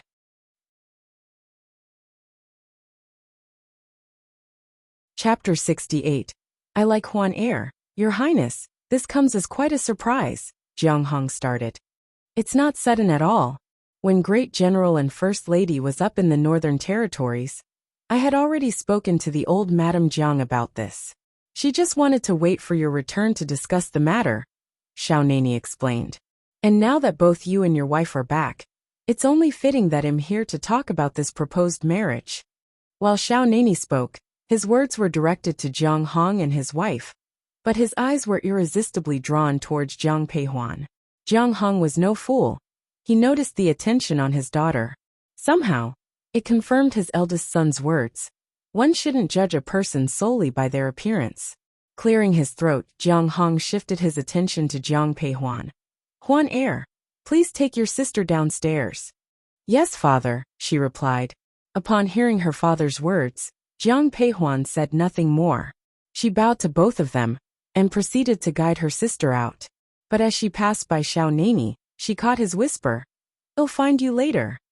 However, when she passed by the man, she heard a voice, "I'll look for you later." Jiang Peihuan quickly glanced at her parents, finding their expressions unchanged. That's when she realized that only she had heard Xiao Nani's words. A hint of resignation in her eyes, she nodded politely to him before leaving. Once Jiang Peihuan was out of sight, the warmth in Xiao Nani's gaze faded, replaced by his usual cool demeanor. "Your Highness, may I ask why you suddenly wish to marry my daughter?" Jiang Hong queried. "If this is about saving someone, it's unnecessary. We the Jiangs are from a military background. We don't fuss over formalities." "General, you're worrying too much," Xiao Nani interjected, his eyes steady on the couple. "If I don't care for someone, their life or death wouldn't matter to me. So my visit today isn't about following protocols. It's because I have taken a liking to Huan heir. I like her, hence I want her as my wife. And I've decided, in this lifetime, Huan heir will be the only woman for me. She will be the sole queen of Cheng Mansion. No other woman will take her place." Xiao Nani's soft words were crystal clear in the ears of the Jiang family. Both Jiang Hong and his wife, Shui Yan, looked stunned, as did their son, Jiang Changbai. Initially, Shui Yan was slightly discontent. But after hearing Xiao Nani's candid confession, all dissatisfaction dissipated. She could clearly see the genuine affection in Xiao Nani's eyes. This man indeed loved her daughter. Yet, considering the day's events, worry clouded Shui Yan's gaze. "Your Highness, perhaps you are unaware that the Emperor wishes to take Huan heir into the palace." "I'll deal with my royal brother," Xiao Nani responded immediately. This statement caused a spark of hope to flare in Shui Yan's eyes. She looked at Xiao Nani earnestly. "King Cheng, do you possess a means to dissuade the Emperor from this intention?" "Yes, I do. How do you plan to do it, Your Highness?" Jiang Changbai interjected. Meeting Jiang Shangbai's gaze, Xiao Nani said simply, "By marrying Huan heir, she won't have to enter the palace." Jiang Changbai was tempted to voice his thoughts. But when it came to choosing between entering the palace or marrying into the Cheng Mansion, his preference leaned towards the latter. Xiao Nani shifted his gaze towards Jiang Hong, expressing with utmost sincerity, "Great General, my purpose for this visit is to pose a question. Are you in agreement with my marriage proposal?" On hearing Xiao Nani's words, Jiang Hong sank into a contemplative silence. Under usual circumstances, he wouldn't have consented. However, given the current predicament, he was left with no room for alternatives. Despite this, while looking at Xiao Nani, he asked coolly, "Your Highness, can you genuinely assure to cherish Huan heir?" Xiao Nani solemnly vowed, "I swear upon my life, should I ever be unfaithful to Huan heir, may I perish gruesomely." "All right. Given your readiness to make such a solemn promise, I accept this marriage proposal. I will personally explain the situation to the Emperor." "That won't be necessary." Upon hearing Jiang Hong's words, Xiao Nani responded in a subdued tone. His demeanor towards Jiang Hong softened appreciably. After all, there weren't many ministers bold enough to defy the Emperor for their daughter's sake. Confronted by Jiang Hong's puzzled expression, Xiao Nani clarified calmly, "My elder brother, the Emperor, knows about this situation. It's just my impulsiveness, recklessness even. He won't hold it against me. But if you were to voice it, Great General, it would be considered defiance of the imperial decree, which would not bode well for the Jiang family. Now that both you, Great General, and your wife have given your consent, I shall proceed to the palace. Please prepare to receive the royal decree." Having said this, Xiao Nani departed. However, he didn't leave the general's mansion, instead making his way to the Plum Garden. "Plum Garden, eldest sister, in my opinion, you and King Qing seem well matched," ventured Jiang Xijin. Xiao Nani intended to walk in, but upon hearing Jiang Sijin's statement, he instinctively halted, curious to hear Jiang Peihuan's thoughts. Subsequently, the woman's gentle voice echoed, "How are we a match?" "Eldest sister, You exude nobility and grace, while King Chung possesses an unmatched charm. Together, you make a pair of exceptional couple. Thank you, third miss, for your kind words. I share the same sentiment, responded Xiao Nani. Just as Jiang Peihuan was about to speak, she heard a voice behind her. Turning around, she saw the man standing at the doorway. Catching her eye, the man advanced slowly. Third miss, might I speak privately with your elder sister? King Chung, as you wish. I'll take my leave, Jiang Xijin responded, curtsying to Xiao Nani before cheerfully darting away. Watching the younger girl's retreating figure, Jiang Peihuan shook her head in mild exasperation. As she turned to face the man, she spoke softly. Xijin still carries the impetuousness of youth. Your Highness, please don't take it to heart. I find third misstatement rather insightful. I've recently asked for your hand from your parents. Your father has given his consent for our marriage. How can this be? Seeing Jiang Peihuan's surprised expression, Xiao Nani's eyes gleamed with a hint of pride. If this were before, your father wouldn't have agreed so readily. But now, as long as I demonstrate sincerity, he will surely agree. But even if my father agrees, what about the emperor? Don't worry, I'll handle that. Seeing the concern in her eyes, the man unexpectedly reached out and gently touched her head. The man swiftly withdrew his palm, but its warmth seemed to linger. Jiang Peihuan subconsciously lifted her head. You, Huan heir, I have feelings for you. Looking into her eyes, he said softly, each word pronounced distinctly. Why? Even as the man's eyes held an ocean of gentleness, she still dared not believe. In her past life, she had given everything for Xiao Juanhao, only to be met with the total destruction of her family. In this life, she had no deep ties with this man, yet he claimed to have feelings for her. Jiang Peihuan's eyes filled with bewilderment. For some reason, seeing her like this stirred a strange ache in Xiao Nani's heart. He stretched out his arms, holding her gently. There's no why. I just do. I simply have feelings for you.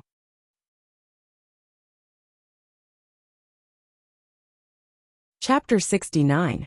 Entering the palace, Jiang Peihuan had convinced herself that she would no longer harbor feelings for sweet nothings of love in this lifetime. Yet upon hearing, I have feelings for you, her heart unexpectedly fluttered. When she was hugged by Xiao Nani, she could scent the crisp fragrance wafting from him, a scent that she found oddly captivating. She couldn't resist reaching out, but even before her hand touched Xiao Nani, he released her. Meeting her gaze, he smiled softly, his eyes brimming with mirth. Huan heir, I know you aren't in love with me yet, but it's all right. I'll gradually make you fall for me. Hearing his words, Jiang Peihuan fell silent. After a significant pause, she looked at the man before her and asked, Is there anything you need me to do regarding this matter? No, there's no need. Locking eyes with her, Xiao Nani went on. You don't have to do anything. The mere opportunity for me to love you is more than enough. Xiao Nani didn't linger much longer. After exchanging a few words with Jiang Peihuan, he promptly left the general's mansion. Watching the man's retreating figure, Jiang Peihuan's eyes held a hint of complexity. Yet there was an inexplicable happiness tugging at her heart. Could he be different? Master, where are we going now? As soon as he saw Xiao Nani emerge, Han Feng quickly approached. To the palace. Leaving these words behind, Xiao Nani hopped on Zhui Yin, directing it towards the palace. Xiao Nani headed straight for the Palace of Heavenly Purity, but Emperor Qi Ming was absent. Learning that the emperor had visited the Empress Kuan-Ning Palace, Xiao Nani promptly rerouted to the Empress Kuan-Ning Palace, in Kuan-Ning Palace. As the empress was about to discuss Jiang Peihuan with the emperor, she heard her maid announce King Cheng's arrival. Before the empress had a chance to speak, Emperor Qi Ming chuckled. What brings the young man here? Xiao Nani strode into the room. Emperor Qi Ming and the empress were preparing for their meal. Seeing the array of dishes on the table, Xiao Nani pulled out a chair and sat down. He looked at the empress and said, Imperial sister-in-law, I've always heard about the delightful food in your palace. I finally got the chance to join today. You can't possibly send me away. Hearing Xiao Nani's words, a gentle smile formed on the empress' face. You're a grown man, yet you behave like a child. She then directed her gaze at a palace maid. Quickly, bring a set of bowls and chopsticks for King Chung.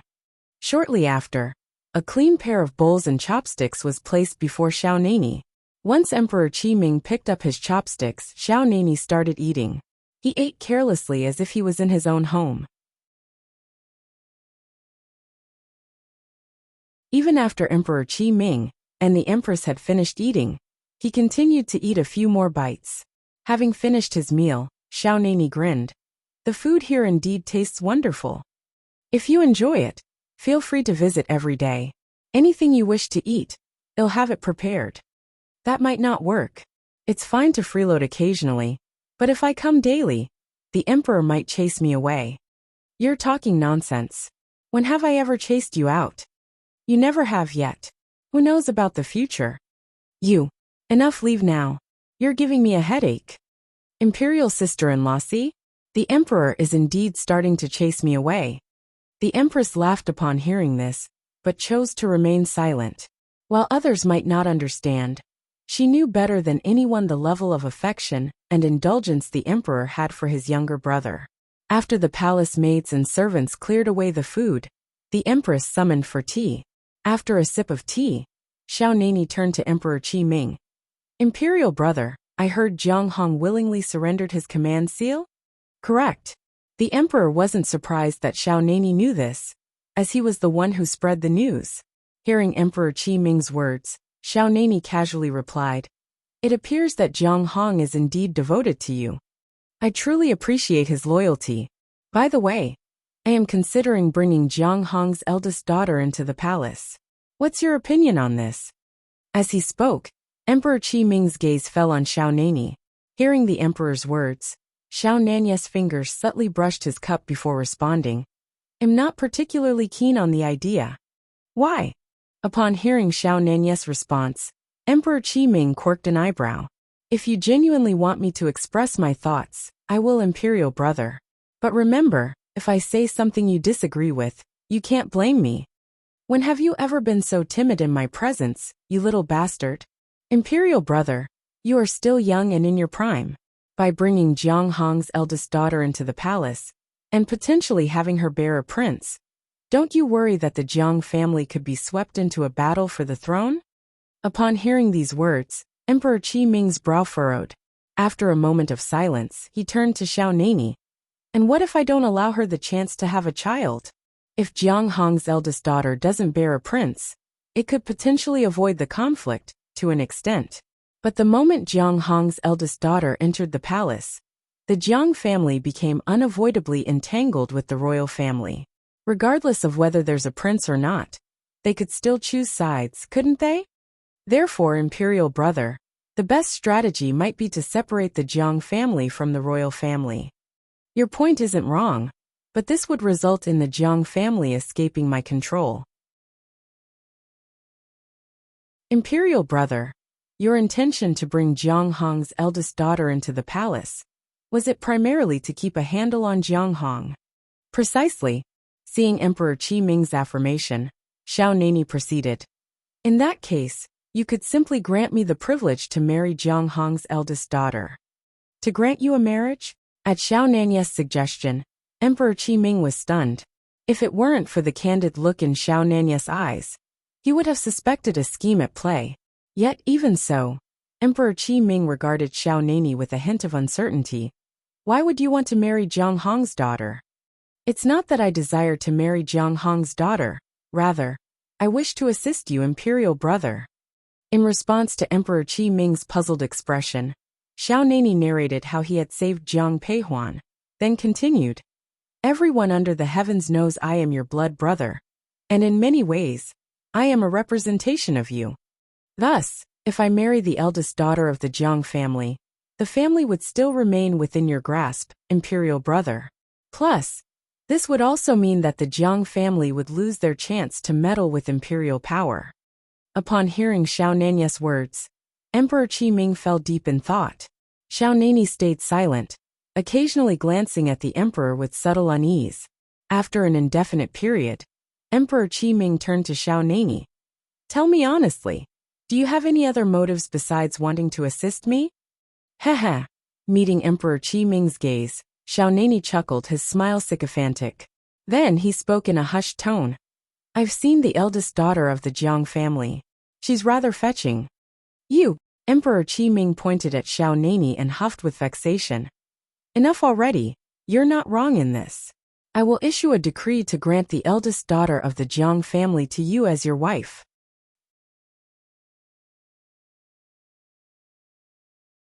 Chapter 70, Bestowed Marriage. You brat, it seems I haven't spoiled you for nothing all these years. Towards the end of his words, Emperor Qi Ming's gaze on Xiaonani softened. Xiaonani rose from his chair, finishing the tea in front of him with a swift gulp. He then addressed Emperor Qi Ming. If my imperial brother feels guilty, he can always give me more jewels. You brat still dare to say, you're on the verge of emptying my private treasury. I don't care. I take it as consent from my imperial brother. With a casual wave to Emperor Qi Ming, Xiaonani strode towards the exit. Watching his retreating figure, a helpless look flashed in Emperor Qi Ming's eyes. Shortly after, the Empress approached and sat beside him. Watching the Empress take her seat, Emperor Qi Ming murmured, let's drop the idea of bringing the eldest daughter of the Jiang family to the palace. Why would your Majesty suddenly change his mind? Hearing Emperor Qi Ming's words, the Empress appeared startled. The Emperor uttered a few words and then calmly declared, I've decided to grant Jiang Hong's eldest daughter to Nani as his principal wife. Following your Majesty's words, we ought to prepare a generous wedding gift for the young man.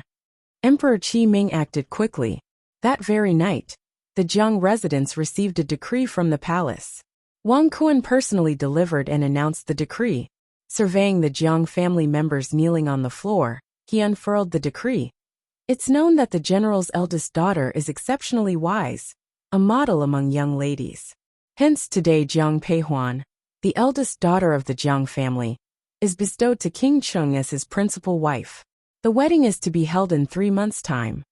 Upon hearing the words bestowed to King Cheng as the principal wife, Jiang Peihuan's heart began to pound wildly. Jiang Hong and his wife, Shui Yan, however, breathed a sigh of relief. Apart from those of the first branch, everyone in the Jiang family displayed surprise initially, but then their faces lit up with smiles. However, among them, Zhou Rongfang was an exception. Seeing the imperial messenger beaming at the members of the first branch, jealousy flashed in her eyes. Eunuch Wang, thank you for taking the trouble to come here. You must be tired. Please come inside for some tea. Jiang Hong approached Wang Kuan, a smile gracing his lips. The great general is too kind. The emperor is awaiting my return to report back. Then please allow me to send you off. As he spoke, Jiang Hong moved forward, his hand closing around Wang Kun's. In a seamless movement, he slid a small pouch into Wang Kun's hand. Wang Kuan weighed the pouch. It was nearly weightless. Clearly it contained banknotes. He stuffed the pouch into his sleeve, and the smile in his eyes became even brighter. Great General, I'll return to the palace now. Once the palace members departed, Jiang Hong turned to his wife and said, Yan heir, you can rest assured now. The imperial decree has been issued. Huan heir won't be entering the palace. Enter the palace? What palace? Jiang Hong's voice was barely a whisper, yet Zhou Rongfang managed to catch it. She started mumbling to herself, voicing her confusion. Jiang Hong frowned upon hearing this. Seeing his 2 younger brothers' eyes on him, he decided to clarify the situation. The revelation left everyone present with looks of surprise. Only Lu Xiao, looking at Shui Yan with a full-faced smile, said, Sister-in-law, judging by all this, King Cheng genuinely cherishes Huan heir. If Huan heir truly becomes part of King Cheng household in the future, I'm sure King Cheng will treat her kindly. Hearing Lu Xiao's words cased some of the worry from Shui Yan's heart. But before she could respond, Zhou Rongfang interjected. King Cheng is the emperor's uncle, and Huan's marriage was called off by Huainan Mansion. Moreover, Huan's future childbirth will be difficult. Shut up, Jiang Yuan snapped, interrupting Zhou Rongfang, his eyes filled with icy disdain. Jiang Hong had always been tolerant of his sister-in-law for his brother Jiang Yuan's sake. But Zhou Rongfang's words caused an unpleasant expression to creep onto his face. Finding it inappropriate to lash out at a woman, he directed his ire towards his younger brother. Jiang Yuan, if you can't control your wife, you'd better resign from your position and come home before you bring misfortune upon the Jiang family. Big brother, I'm sorry, Jiang Yuan said, his eyes filled with remorse. Zhou Rongfang, on the other hand, looked resentful. Ignoring Jiang Yuan's attempts to restrain her, she retorted, Uncle, there's no need to defend Jiang Yuan. Everything I've said is true. If you don't believe me. A crisp slap echoed through the room. Jiang Paihuan's eyes brimmed with a cold fury. However, she held her tongue in front of the family elders. As she struggled to contain her anger, she saw her mother stride forward and deliver a sharp slap to Zhou Rongfang's face. Despite their private disputes, physical altercations were unheard of among the Jiang family. Zhou Rongfang, her hand on her reddening cheek, stood there stunned. Coming back to her senses, she lunged at Shui Yan. You Shui dare to hit me? Who do you think you are? You have the audacity to harm my Huan heir? I'll make you pay for it today, retorted Shui Yan. Having been trained in martial arts since her childhood, Shui Yan found Zhou Rongfang an easy opponent. She firmly grasped Zhou Rongfang's hand, striking her several more times with her free hand. Before long, the vivid imprint of 5 fingers appeared on Zhou Rongfang's face. Shui Yan, with a forceful push, sent Zhou Rongfang sprawling to the ground. Driven to the brink of madness, Zhou Rongfang picked herself up from the floor, her eyes wild with rage as she lunged at Shui Yan. Witnessing this scene, Jiang Peihuan could hold back no longer. She stepped forward, placing herself between Zhou Rongfang and Shui Yan. Second aunt, isn't this too much? She protested. Too much? Zhou Rongfang retorted, her voice heavy with sarcasm. Jiang Peihuan, didn't you see it was your mother who threw the first blow? Or have you become so arrogant, now that you're to be a queen, that you think you can disregard your elders? Her eyes filled with derision, Zhou Rongfang's last words stung Jiang Peihuan. Looking at Zhou Rongfang, Jiang Peihuan's already darkened expression became even more severe.